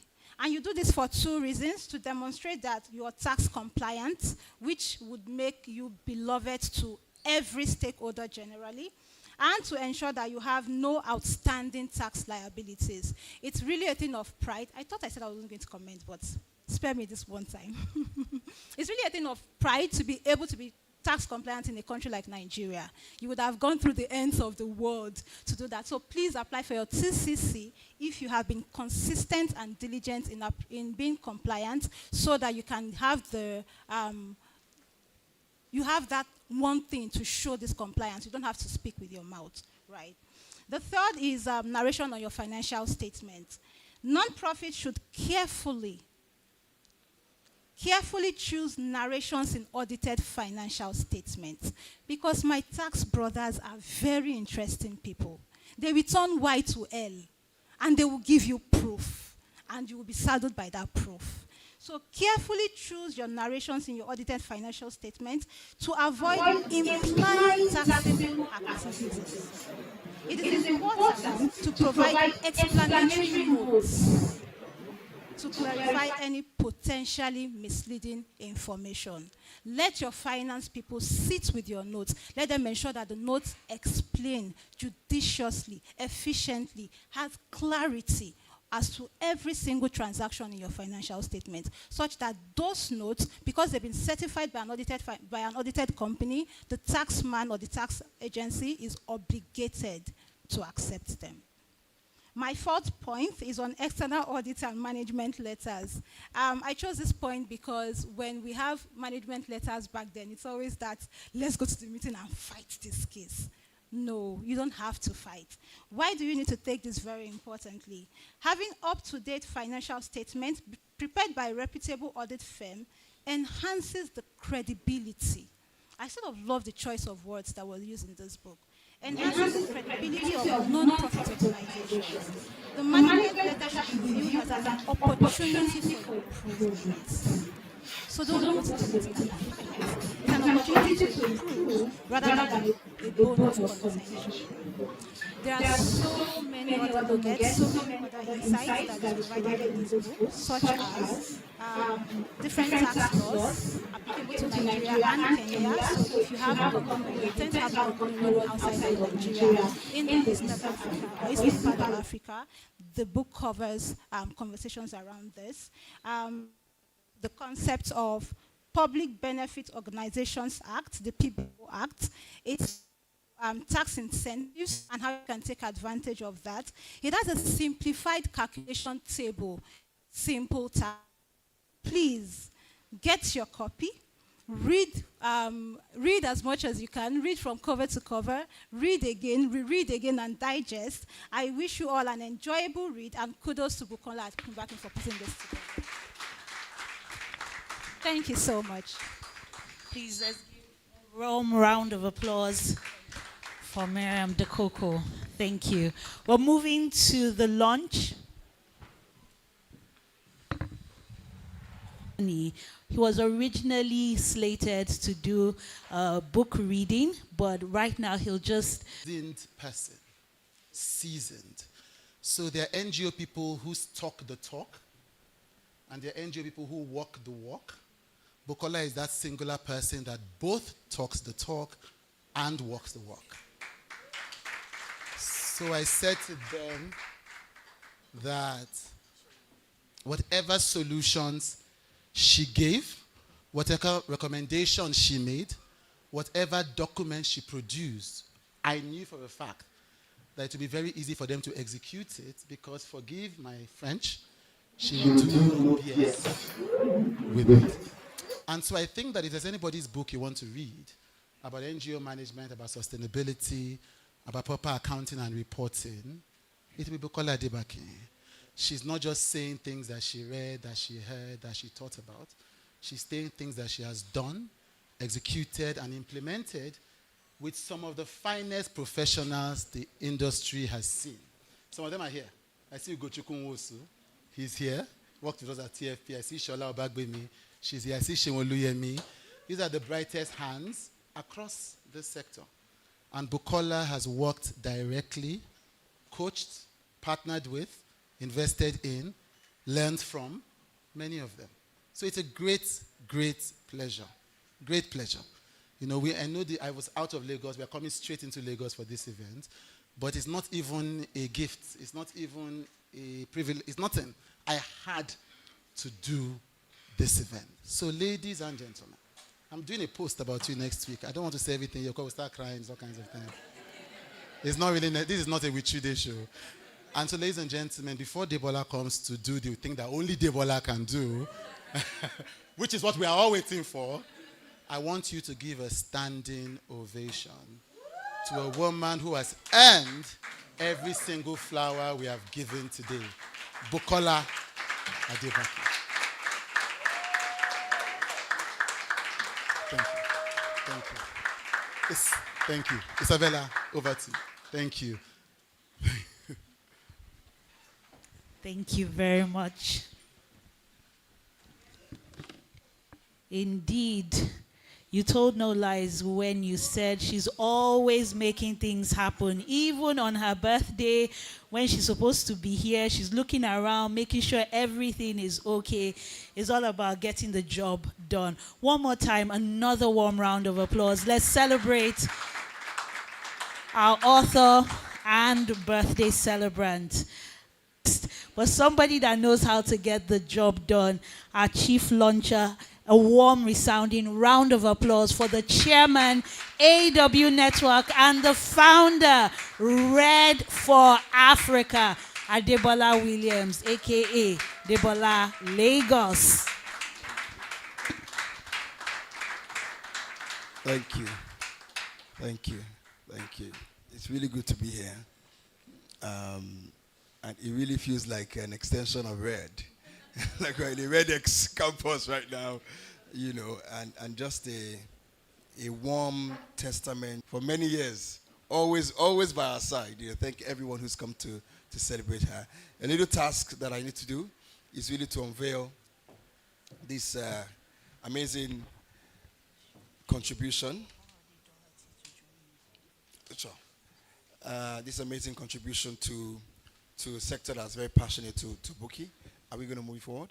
And I'm going to invite Orade Doherty to join me. I'm also going to invite my own ride or die, Chude, to join us. I'm going to invite Adenike as well to join us.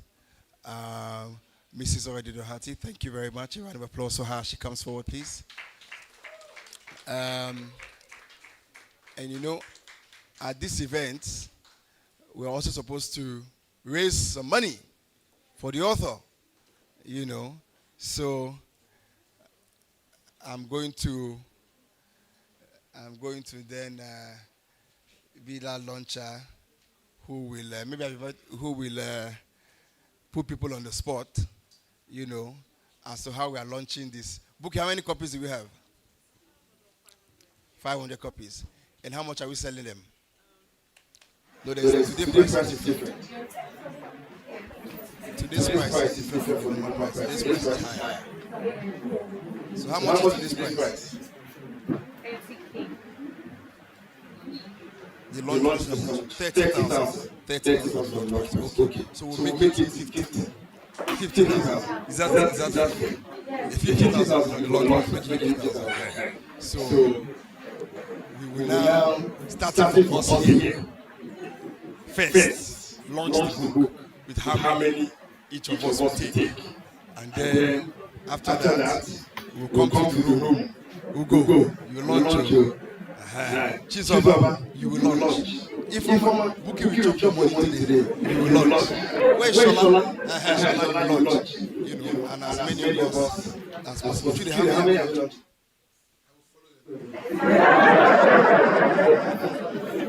Okay, so I will take 15 of the books. I'll take 15 of the books.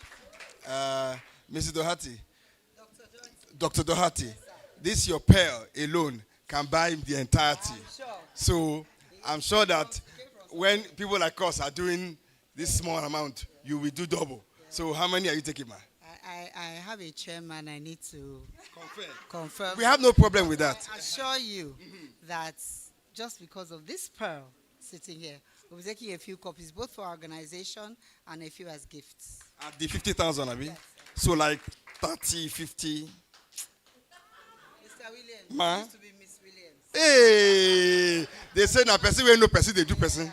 We'll keep the numbers quiet until we are confirmed with the chairman. Okay. We'll be buying a few copies. Okay, thank you. My sister, I know you are conservative, you are faith, but and you're a non-profit. So there should be honor amongst colleagues. So we will not stress you too much. Would you want to launch it now or later? You will let her know. Okay, Chidi, how many are you launching? For now, we start at it. Fantastic. So 25 down. 25 down. Chizoba, how many are you launching? Chizoba, ladies and gentlemen, the best firewood rice in Nigeria. I say it authoritatively. The best firewood jollof in Nigeria. Not those ones that poke the fake oil. No. Real. Asun jollof firewood. So because of this PR I've given her, you know, whatever you're planning to do before I came here, you have to do two. I'm just going to take one copy, but I'll take it at the price of 200,000. Fantastic. A round of applause. Mavins. How many of you know Mavins? How many of you know Mavins? You don't know Mavins? Okay. How many of you know Ayasta? Don Jazzy again. This is the boss of Ayasta. Ngwano, ne, biko, egole. See, I'm a salary now. Egole. 200,000. Ngwano. Kunaka.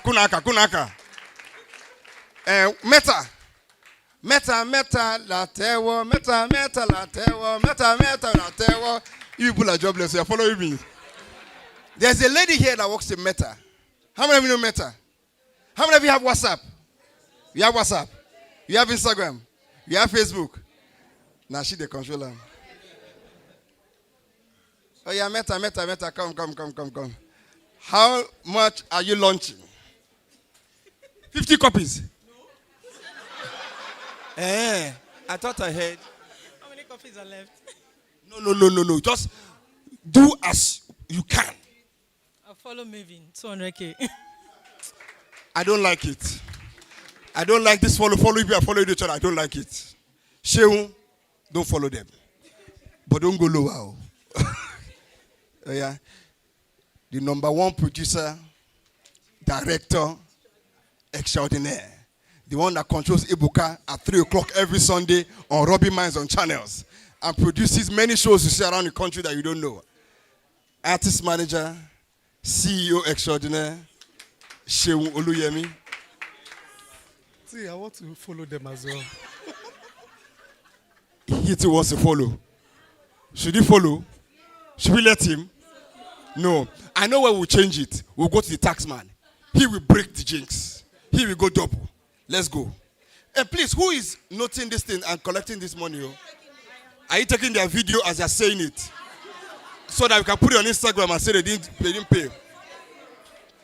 So the tax man, you know, he will break it. He will just take it 3 times higher. Okay, I'll just do 100. He didn't follow, but in a different way. 100,000. A round of applause, please. Thank you. Savannah. All these people, they think I don't know their businesses, though. Because they're all Red alumni. Which one? Oh, she wants to hide. Now she's turning her neck. Konikon, you will pay the money. But wait first. Savannah. Diffuser in Lagos, #1 seller. All the people we work with, #1. So if I don't mention your name, you need to come and find a way to enter so I can praise you. #1 diffusers, candles, exquisite smells in Lagos. Ladies and gentlemen, Ebenezer, how much? You want to hold my agbada here is a lie. I'm coming.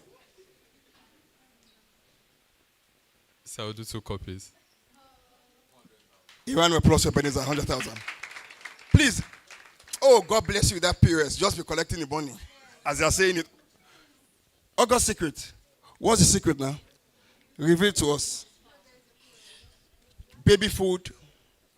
If your babies are struggling to win, to eat, the best compositions made from fresh, organic produce from Nigeria. You see, listen, there's a problem. I don't like people are giving 200,000, 100,000, and I'm praising you like this. No. You have to up this money because, see this free marketing I'm giving you now. So what we're going to do is, if anybody wants to use this my hype for their social media after, they have to pay more money to this book. How much are you paying today? How many books? I'm going to see Bukonla after now. Yes, but how many books for now? For now, I'm going to take 2. Round of applause for August Secret. Quite easy to be an entrepreneur in Lagos. Now, I've harassed my own people. Yes, ma'am. Efelungwa. Yes. International travel consultant. These people don't know I know them. International travel consultant. Global logistic planner. Ticketing. Hotels. Anything you're looking for around the world. This is your plug. Consultant, how much? 4 copies. Hey! Round of applause for Ifelua! Oh, yeah, help me. I like your blue. Maybe I should let the ladies sit down because I think that, yes, I'll call you back. The Holy Spirit has taken me. Sit there. The Holy Spirit has taken me. So let me just finish this work that Buki asked me to do. She didn't know how to ask me to do the work, but I'm doing the work. It's you I'm coming to. Your blue is pure like gold. Have you seen blue that looks like gold before? How many books?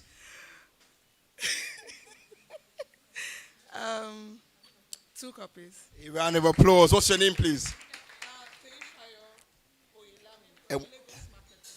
Lagos Market Girl. Also, you go to the market and buy things for people. Oh, amazing. Those are those innovative businesses where you can call them. Listen, Lagos Market Girl. You don't need to do your market runs anymore. Just DM her on Instagram. She's Dr. Doherty. Doctor, you know her? Oh, fantastic. Yeah, she's the plug. She's the plug. Chizoba, please. Any volunteers? Anybody that wants to volunteer to purchase? Oh, a round of applause for this volunteer. I like people that just by themselves. You will make heaven. Can you repeat after me? You will make heaven. Yeah, I'll do 4 copies. Oh, Angel Gabriel will give you a crown. Who wants to go to heaven and be put by the kitchen where you will not lack, you will not hunger? If you want to go to heaven, and I'll make sure that they put you by the kitchen where as the food is happening like this, it's coming to you. Who? Tell me, anybody? Nobody. Oh, Shabalatala Sikalebo. Amen. I connect. Let me phone them already so that even before you make the donation, I'm already telling them that I have somebody. Okay, it's busy. Just hold on after this. How many? 4 copies. 4 copies. A round of applause. For kitchen, sha, is more than that. So we'll put you by the dining. Dining. That kitchen, yeah, 1 million. Ni. Which one? Denny rentals. Peter Buffett chair, Buffett table, too classy, too fine. Buffett decoration go. Someone bear. Maki or bokidi. Aha. Be 5 million, 10 million, 20 million, yeah, be. Ewo, ekpate ofun. Mélòó lẹ máa rà báyìí lẹ́yìn 33 ní advert ma 200,000 oh 300,000 pàtẹ́wọ́. We'll put you in between the dining and the kitchen, in between 300,000. And where is the POS? More call, more POS law. Okay, it's okay. Huh? We have integrity. You see. In this event, integrity is not the problem. Oh. What happens is that after the moment passes, it's better to just do it there. Okay, any other volunteer? Anybody else? Tracy, do you want to do something? Anybody? No, okay, not today. You do it. No, not today. Anybody else? Ope, enter your phone now. Aviva, enter the phone. Enter. Are you ready? How many? Not today. Okay. Any other volunteers? Anybody that wants a last minute miracle? Last call to heaven. Last call. You? Oh no, you're already there. Are you ready? Okay, she's calling to make sure that her place is secure. A round of applause for you, lady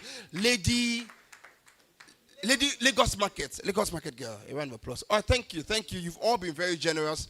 But most of all, maybe the final lesson in all of this is just to build people and have a good relationship with people. The bulk of the very first set of people I went to are all Bukola's colleagues, people who worked together. And sometimes it is tough for your peers, your friends to put money in your hands. Oftentimes, we all look to older people we deem as more successful, to launch, to support. It takes a level of love both on their parts and her part. Takes a level of leadership and return leadership and respect for us to have raised this amount of money. So I'd like you to give one final applause before I launch the book, not just to Bukonla, but also to the Red alumni who together are really supporting each other and building themselves along the way. Please, a round of applause for Bukonla and the Red alumni. And to Trudy, who's also made a generous donation. Please give my brother and partner a warm, I can't hear the applause, warm. Doctor, please join us. Thank you, and applause. Our dear keynote speaker, who did us this brilliant keynote. No, it was so brilliant. Thank you so much. Thank you so very much. Thank you so very much. Bukonla is supposed to be here, so come and join us. Because I need to cut the tapes, I need to probably be here. Am I cutting or am I loosening? I'm loosening. Okay. So we'll launch the book. Okay, fantastic. Come, please. Yes, right here. Oh, okay, perhaps you want to be on this side. On this side. Yeah, you be on this side, by the side of the book. Yeah. So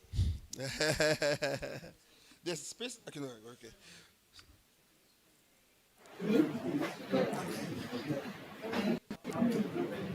So should we launch it in my father? Okay. So by the grace of God, this book will fulfill purpose. As we have called it, Profit of Purpose, we pray that all the startups, all the new entrants, and even those who are established in this sector will truly use this book as a compass. You'll be a light on their path because God has given us this knowledge to give light to the world so people can find their path. So indeed, you'll be profit, for all their purpose. So we launched this book, Ni Orukoti Baba, Atiniti Omo, Atiniti Emimimo.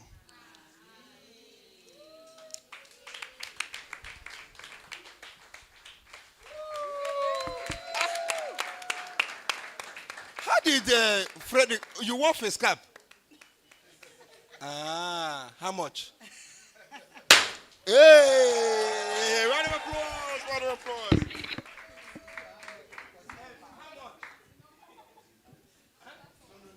No. How much? How many? 100,000. Round of applause for Frederick who wants to 100,000. Round of applause, round of applause. Thank you. Congrats, Buki. Congrats. So at this point, shall we sing a happy birthday to the birthday girl? 1, 2, 3. Can we be on our feet, up standing? Shola, please. Shola, come. Bukonla and Shola have shared this birthday for over a decade of both of them being in the Red family. So Shola, please join us. DJ, do you have happy birthday to you? Coming up. Yay.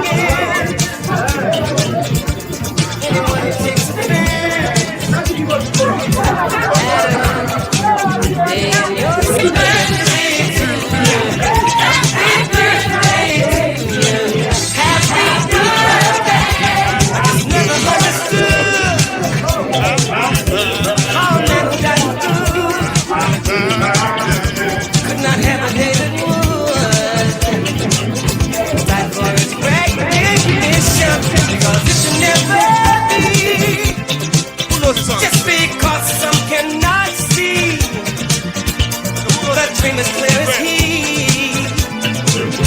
that they should make it become an illusion, and we all know everything that is still around the brain. Thanks to Martin Luther King. Happy birthday to you. Happy birthday to you. Happy birthday. Happy birthday to you. Happy birthday to you. Happy birthday. Why has there never been a holiday where peace is celebrated all throughout the world? Time is overdue for people like me and you who know the way true is love and unity to all of God's children. Should be a great event, and the whole day should be spent in full remembrance. Hey, Remy, when you were not here, we did 10 books for you. Where you? Can you confirm? Remy, we did 10 books, 500,000. Buki, has he done it already? 419. He sent it ahead.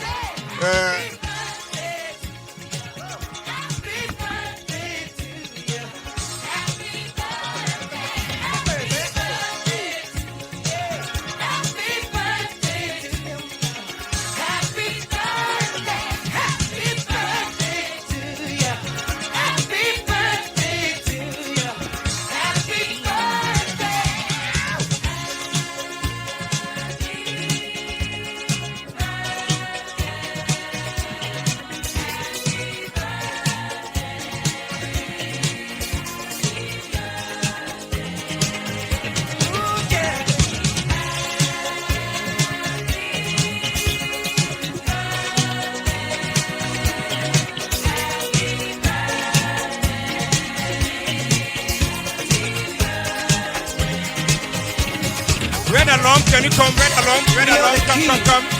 Red along, come. Everybody. It's in the dream that you had so long ago. Isabella Red Extension. All of the hearts of people. Believe in you. Where's Remy? We'll make this dream become a reality. I know we will. Because our hearts tell us so. And any current red that is here as well. I'll be on the phone, calling you tonight. I wanna make you show me, make me know the fight. I don't wanna sleep alone, wanna hold you tight. But I fool my eyes, but I'll be alright. Forever, on my laptop, on my keto, on my sheet on. Say them go feel it, them go run it down, them go hold it. Them go, say them go feel it, them go run it down, them go hold it, them go. I be talking to myself, and I don't even notice. She got me feeling like a zombie, and she they shoot like Chuck Norris. The way she put her body down, you got me falling truly. I just touched down, when I see you now, so I've been on the phone, calling you tonight. Lots of refreshments, so don't be in a hurry to leave. The book has been launched, but we have a panel session, the book signing, and then the vote of thanks. And of course, we can dance to all the tunes from DJ Smart and enjoy the yummy refreshments.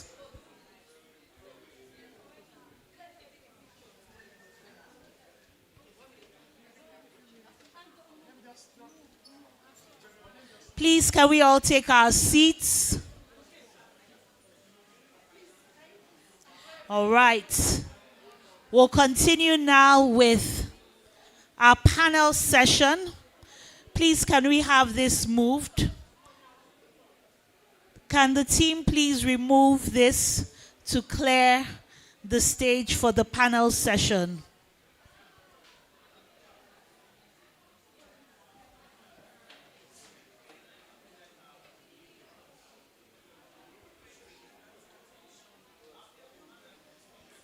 Please, can we return to our seats? The event is not yet over.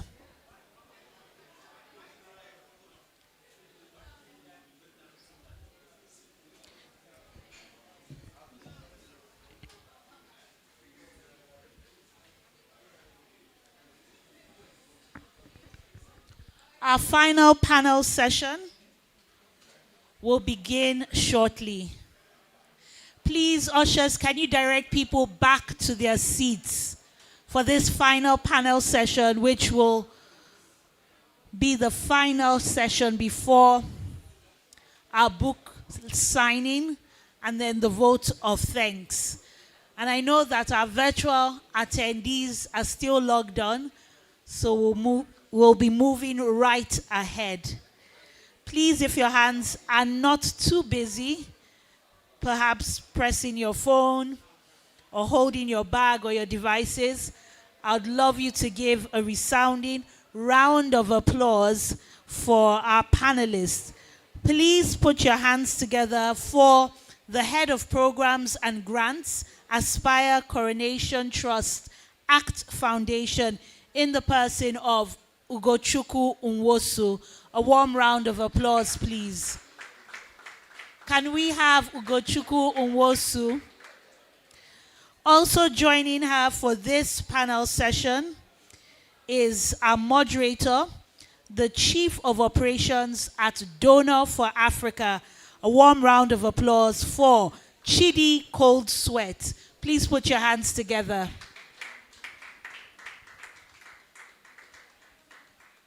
All right. So maybe the applause was not loud enough. I just might have to take the applause to them and get them to their seats. Please bear with us, our guests physically in the hall and those joining us virtually.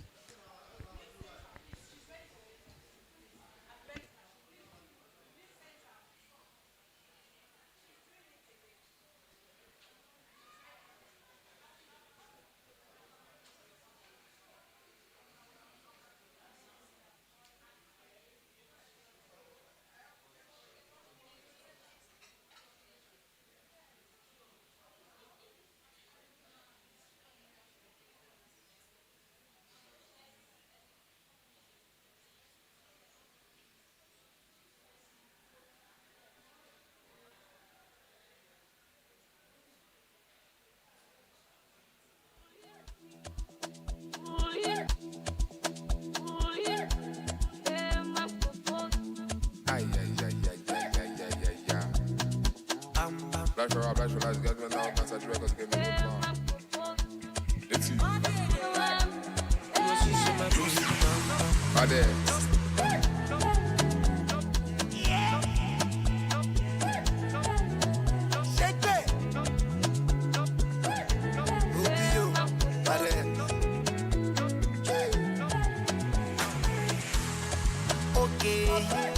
Girl, make I show you my bank account. Two-Face, I get it plenty to go around. So girl, make you dance when you hear this sound. Now we the poppy all over town. So tell me if you did down, did down. Do you know? Say oh, me take all like go. Girl, I know. Some things that you do not know. Whether na traffic I be go slow. Baby, I promise I go still show. Spending money, Pablo. I suppose she locates, but I go buy Belgium. My money na alele, high blood pressure. But it's like she ma banana, put on for high tension. You must apply your team, big boy, you must supply plenty. Mismanage my funds on you, all I really wanna do is mismanage my funds. Mismanage my funds on you, all I wanna do is mismanage my funds. Ugochukwu Nwosu, if you're still around, your attention is needed in the hall for a quick panel session. Ugochukwu Nwosu, if you're still around, your attention is needed in the hall for a quick panel session. The moderator is here and ready for that session. If you put me for palava, Jabolo Ifanda, what can they make? What be fair? Ego Nembe. Complain, it was easy, my baby. I suppose she locates, but I go buy Belgium. My money na alele, high blood pressure. But it's like she ma banana, put on for high tension. When you must apply your team. Ugochukwu Nwosu, if you're still around, your attention is needed in the hall for a quick panel session.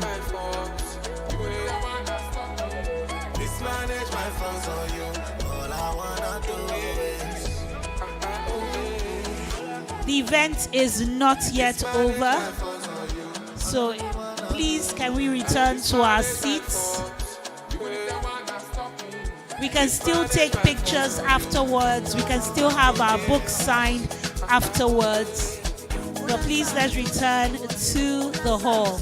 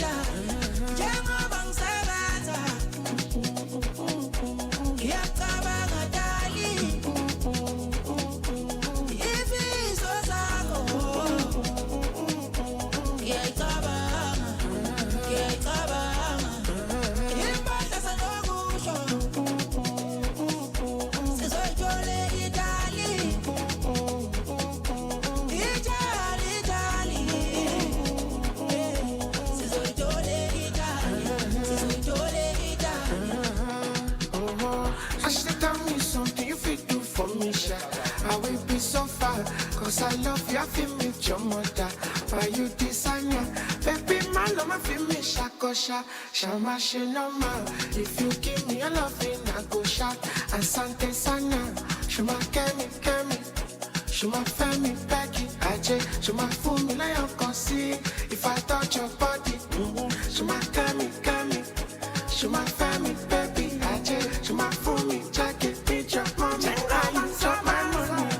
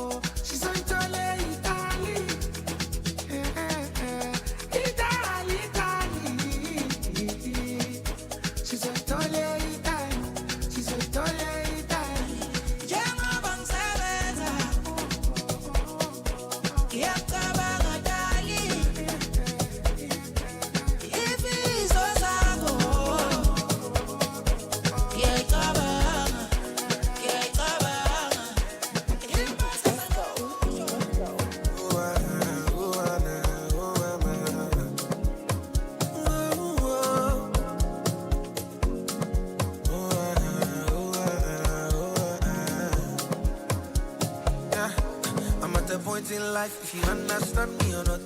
Misunderstand me or not, me, I'm okay. I'm okay. And if you think I'm wrong or not, long as it's what I want, me, I'm okay. I'm okay. Cause who are you to judge me like say you be holy past? I they love my life, get my peace of mind, I they try survive. We all be sinners, my party, nobody holy past. And my happiness comes first, I never come life to stress, yeah. Nah, ooh, I be like Terminator, I they deliver, I pass it doctor.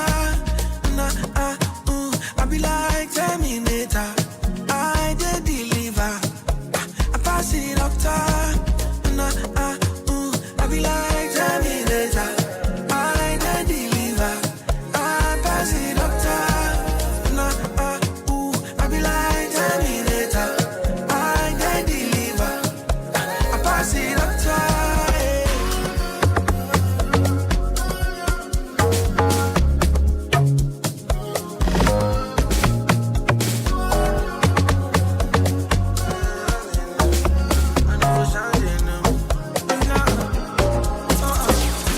I don't nobody an explanation. I don't need nobody motivation. Now my happiness consign me. Happiness consign me. Now you consign me. You don't pay. We are no one day good be paid day. So right now my happiness consign me. Happiness consign me. Now you consign me. So don't come tell me something I know. You want to do one. Thank you, DJ Don't let Smart. nobody play with your confidence. Your confidence. Apologies for that break in transmission. We've had to change a few things due to a slightly late start and change in program. Instead of having a panel session, we'll have a brief address from the moderator of the panel session that was planned. So please, I'd like you with a warm round of applause to appreciate our next speaker, who is the Chief of Operations at Donor Africa. Please put your hands together for Chidi Cold Sweat.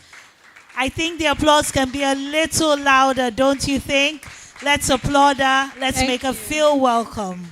Thank you all so much. Good afternoon, and thank you all for your patience. So I know that a lot of people are probably eager to leave, so we're going to keep this very short and simple. My name is Chidi Cold Sweat, and I lead an organization called Donors for Africa Foundation. And our work is pretty much centered around capacity building, fundraising, grants writing, and anything along the lines of organizational management for nonprofits. So far, we've raised over $30 million for African nonprofits, and we've trained over 8,000 of them, helping them access opportunities for their organizations. So the way I will take this session is to respond to some of the questions we had prepared for our panelists, and I'll probably keep it to 3 or 4, and then if anyone has a question, we'll just take it and call it a day. So please, let's kindly indulge Bukonla for a few more minutes and understand the realities of attempting to coordinate this entire thing. So thank you all once more. So one of the biggest questions we get all the time when it comes to fundraising is people want to know what are some of the biggest fundraising challenges nonprofits face. And in my experience, the problem is not fundraising as much as it's about clarity. What I have found just coaching and training nonprofits is that there's a big struggle around clarity. People are not sure. Sorry, if you don't mind, can we please respectfully keep the noise One a bit house, down please. so that I Please, can get one my house. points across. Thank you all so much for indulging me. So the biggest challenge I have observed in my work over 15 years now in the nonprofit sector is the challenge is not really about fundraising as much as it's about clarity. A lot of nonprofits struggle with where is the money. They want to design projects that they think is the in thing. So one person starts agriculture, and tomorrow 15 people are attempting to do the same thing that person is doing because they heard they accessed $1 million in grants or $500,000 in grants. So the trick is not to want to redesign your programs consistently to suit an ongoing funding stream. Right now, it's climate change, Right now is healthcare. Right now is chat GPT, AI tech tools for impact. Everybody now wants to do something along those lines. So I'm not saying don't be flexible, but I'm saying there are actually so much more opportunities in just whatever it is you think you want to do. The trick is to hone it until the point where you are extracting all the juices from that problem. I'll give you a clear example, and I will use Help Mom as a case study. Dr. Biodu is a friend of mine, and when he started Help Mom, all he wanted to do was to get pregnant women access to healthcare services, access to vaccination, and things like that. But Help Mom has evolved from providing birthing kits. They've evolved into research, they've evolved into medical aid, and they continue to evolve. You can look them up on LinkedIn. He has raised millions and millions of dollars from just one problem, neonatal health. So the trick is not to want to redesign all your programs consistently to meet the needs of the funding stream, but it's to hone in or zero in on what you're currently doing. There are tons and tons of opportunities from that particular problem you want to solve. There's a question here about how can nonprofits develop self-sustaining revenue streams beyond the traditional grants and donations. Just not to repeat what Nike has said, but I would say find something you're technically good at and offer it as a service. One of the things that we've done over the years, as I'm sitting here, I design websites, I write professional profiles, we design projects for individuals. You must constantly think of how to pay the staff salary within your space. We design projects for banks, we design CSR projects for entities. You're already doing phenomenal work in whatever field it is that you've decided to focus on. So that alone, that knowledge in itself is a strength. Begin to think of how to repackage that knowledge and present it to a potential donor or present it to a potential corporate entity so that they can fund your work. Presently, we are designing something for a local bank here in Nigeria, and it's just because we identified a CSR need that they had and we designed a solution around that need for them, because who better else to do that than you, who has been in the nonprofit space over the years. So just keep it open and think of the opportunities due to your organization. And I'll take maybe 2 more questions and we'll call it a day. Some of the biggest mistakes, I say, what are the biggest mistakes nonprofits make when they're trying to generate earned income? It's pretty much what I said the first time, trying to do everything and not being, we don't know you for anything. 1 minute you're doing agriculture, next minute you're doing women and girls, 5 days later you're doing HIV and AIDS. There is no consistency in your story.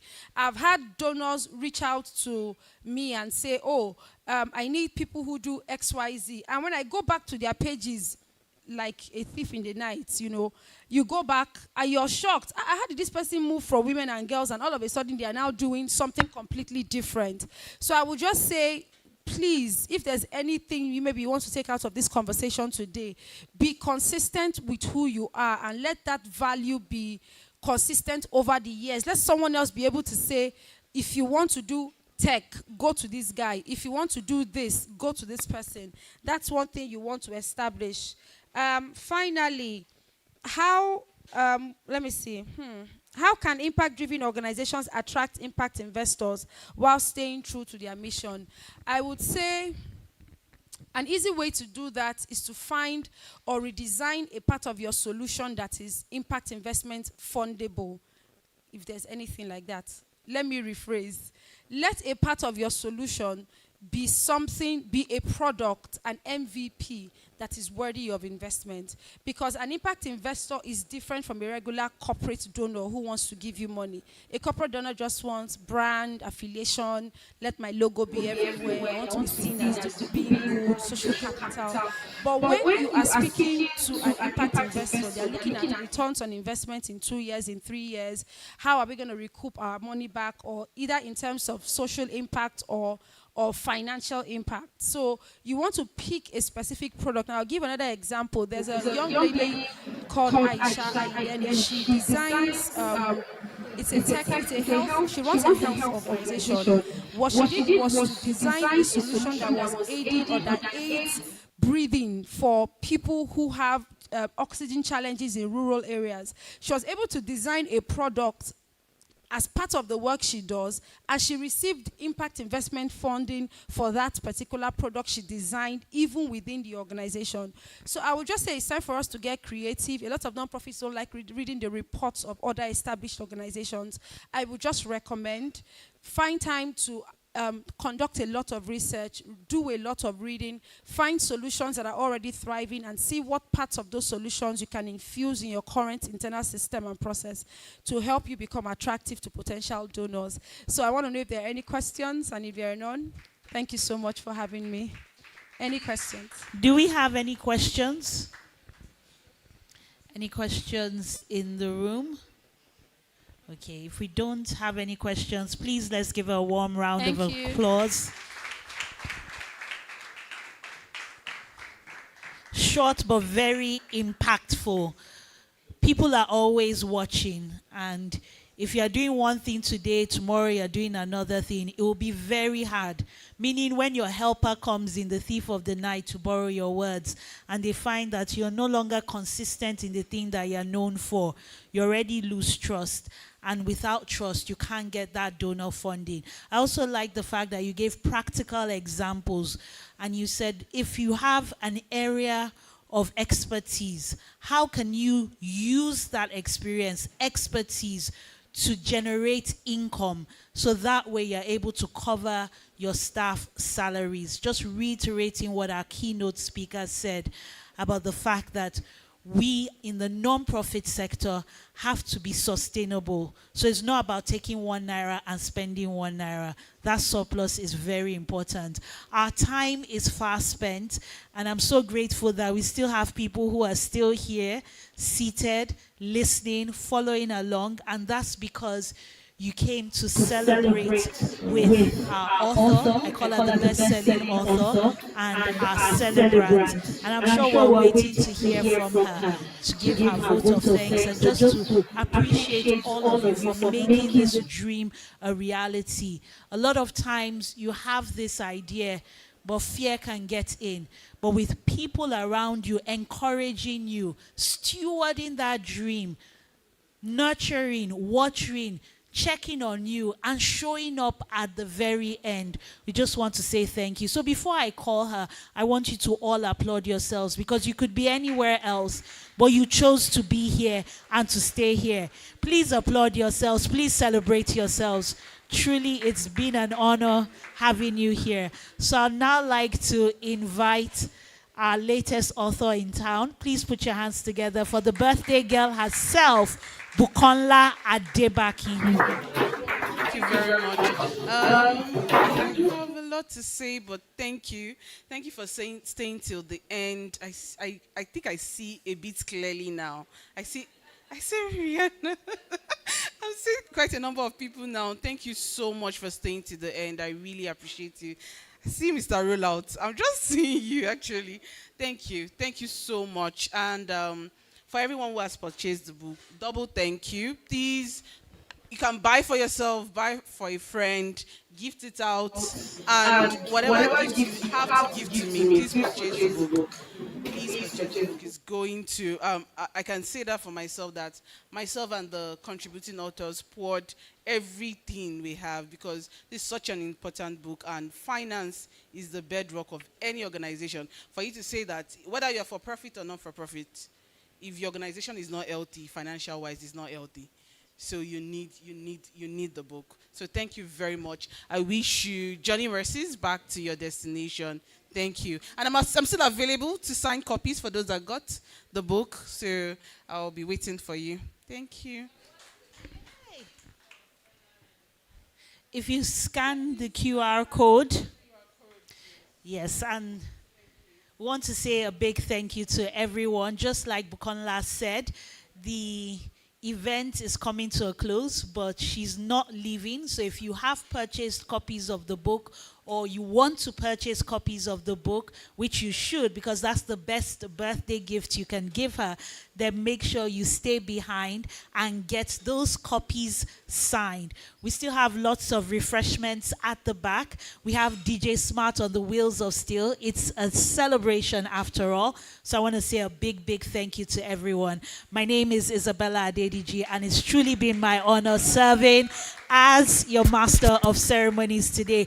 Once again, let's say happy birthday, Bukonla! Happy birthday, Bukonla! Hip, hip, hip! Hip, hip, hip! Hip, hip, hip! The prophet of, at the count of 3, 1, 2, 3. The name of the book. 1, 2, 3. I can't hear you. Thank you very much. The Prophet of Purpose.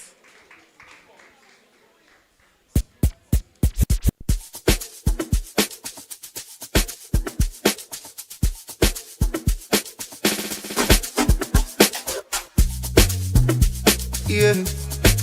Stop to do, yeah, yeah. Oh, yeah. Good boy. Easy na me take it things easy. Got you some cruise my cheese. You spoke one for the days. Come on for the body, no they breathe. Put on your shoe, make it stand that this. All your sorrow, make it dance them free. If you know be kalala, yeah. If you know be kalala, get them Fuji.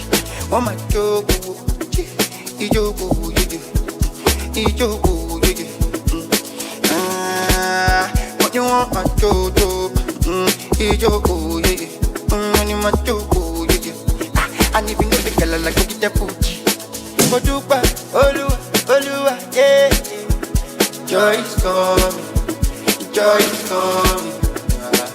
Dupa, Olua, yeah. Joy is coming. Only a little more.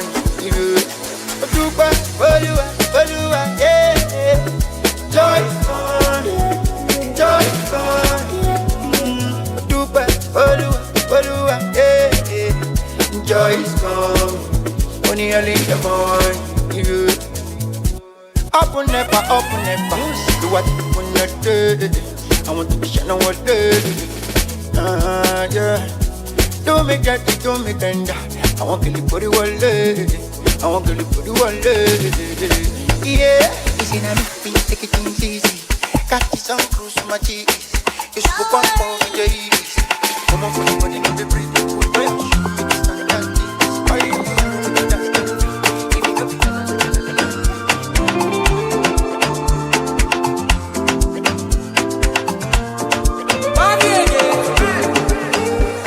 I must tell my mommy for ya. For the little things you they do, where they make me go low. Say you love me for your color. Cause the way you go, you not clear, you don't do me bubble. I won't care. I go run away from love. I won't care. You don't finish me with love. Okay, your body fire go. Oh baby, wine and jo. I dey your matter jo. Your body na chama na lawyer go. Say why? The fire go. Oh then play wine and jo. Good body like Coco Jo. Yeah, you bust my head and I look jo. And it's not what you used to. I'ma show you love from the new school. And it's not what you think about. And I'ma show you how that we move around. Oh, they've been trying to get to me. Freedom is my remedy. Oh, they've been trying to get to me, but they never get far. Said she want to be my baby. Said she want to be my lady. Oh, said she want to be my baby. Said she want to be my lady. Oh, be my baby. Said she want to be my lady. Oh. This kind of love not sweet your love. And I dey knock you for your door. Oh baby, make you pour some more. I won't care. I go run away from love. I won't care. You don't finish me me with love. Okay, your body fire, girl. Oh baby, why not, Joe? I did your matter, Joe. Your body na chama na do ya, girl. Say the fire, girl. Oh, then play why not, Joe? Your body like Coco, Joe. Yeah, you bust my head and I look good, Joe.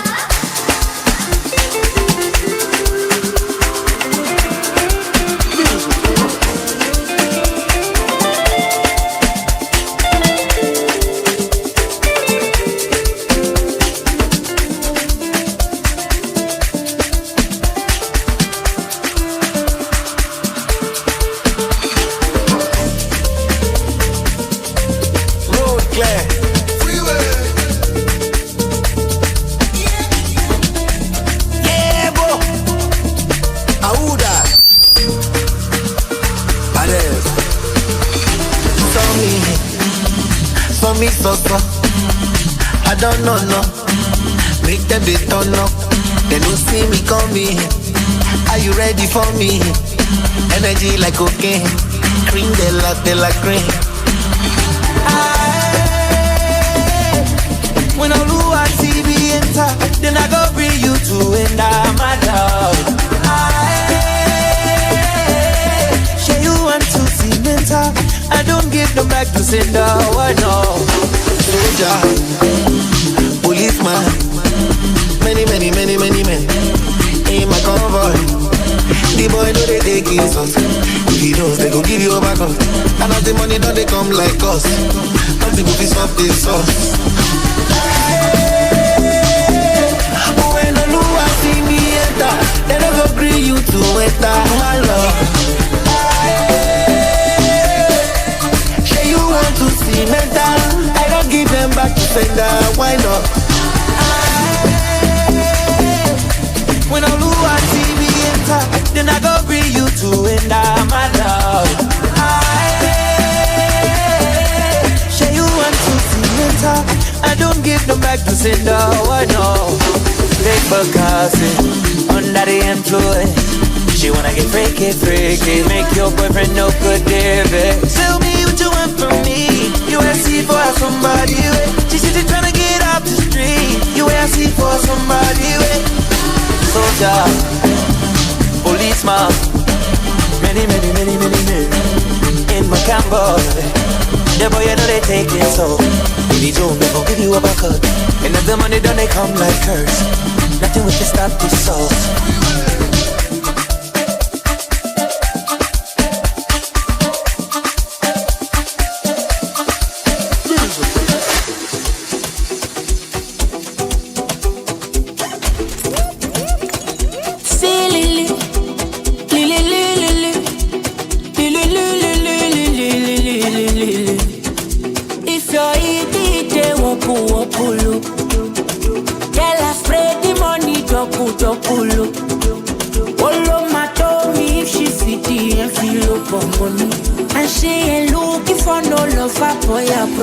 She only need a visa to Canada, Canada, nata, Canada, Canada, yeah, Canada, nata, Canada, Canada, nata, Canada, nata, Canada, Canada, yeah, Canada, nata, yeah.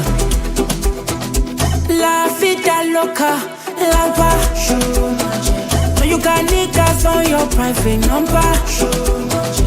They ain't tryna fly you to Ottawa.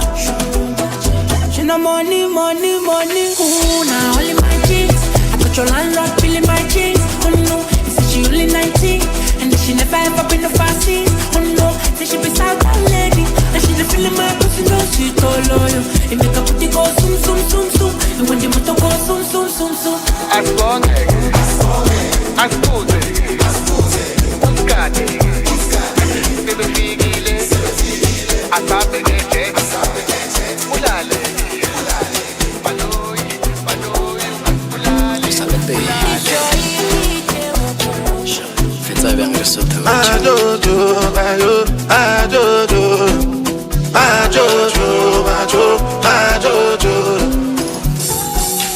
Since 1947, the matter never settle. You be but I be kettle.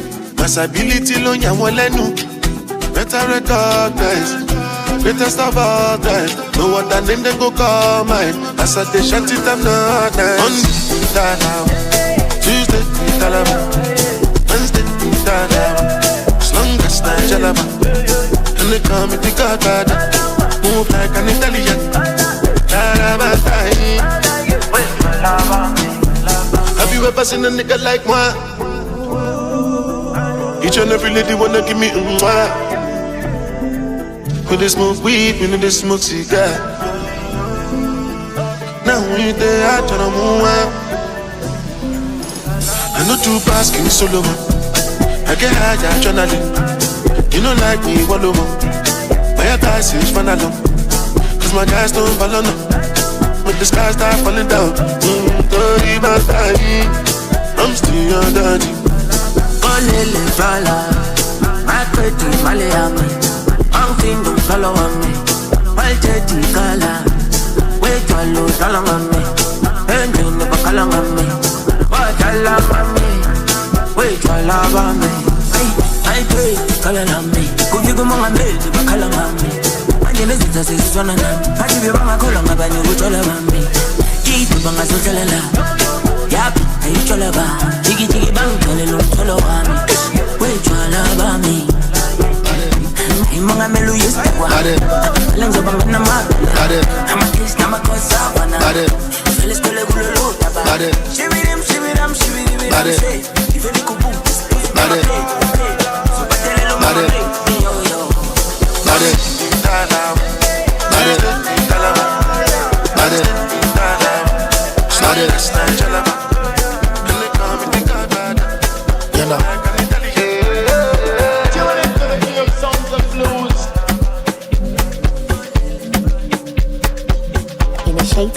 Rage process. I'm unavailable. They know they see me. I'm unavailable. They know they see me. I'm unavailable. They know they see me. I'm unavailable.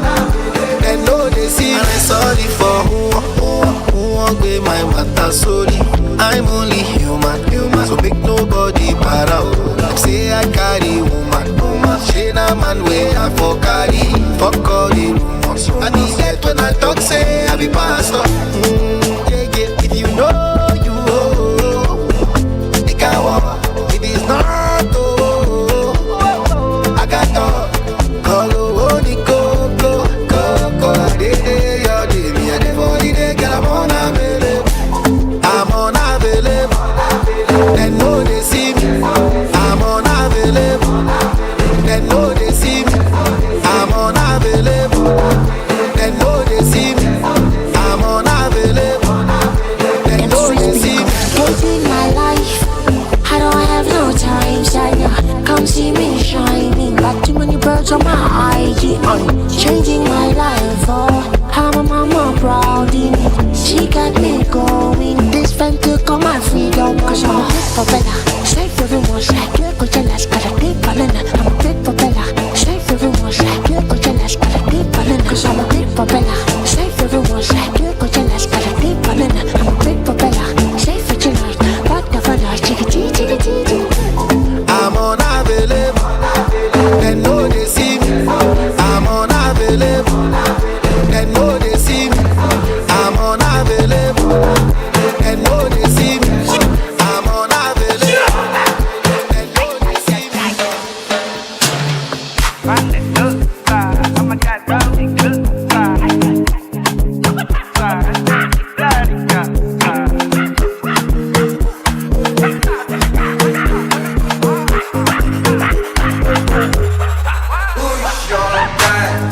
Spyro, now only me one life.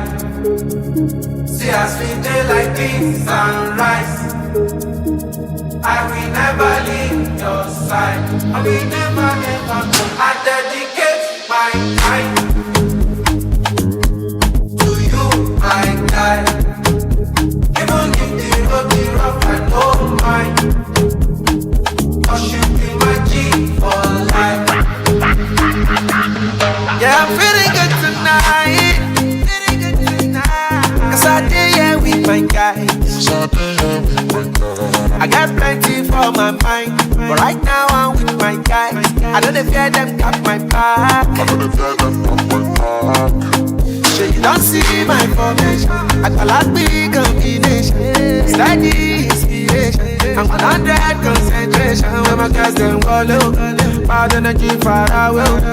I thank God for my beauty. Good friends don't be money. Who is your guy? Now only me, my life. See as we play like beans and rice. I will never leave your side. I will never ever. I dedicate my time to you, my guy. Even if they will be rough and oh my. Cause you be my king for life. Come Charlie Pop.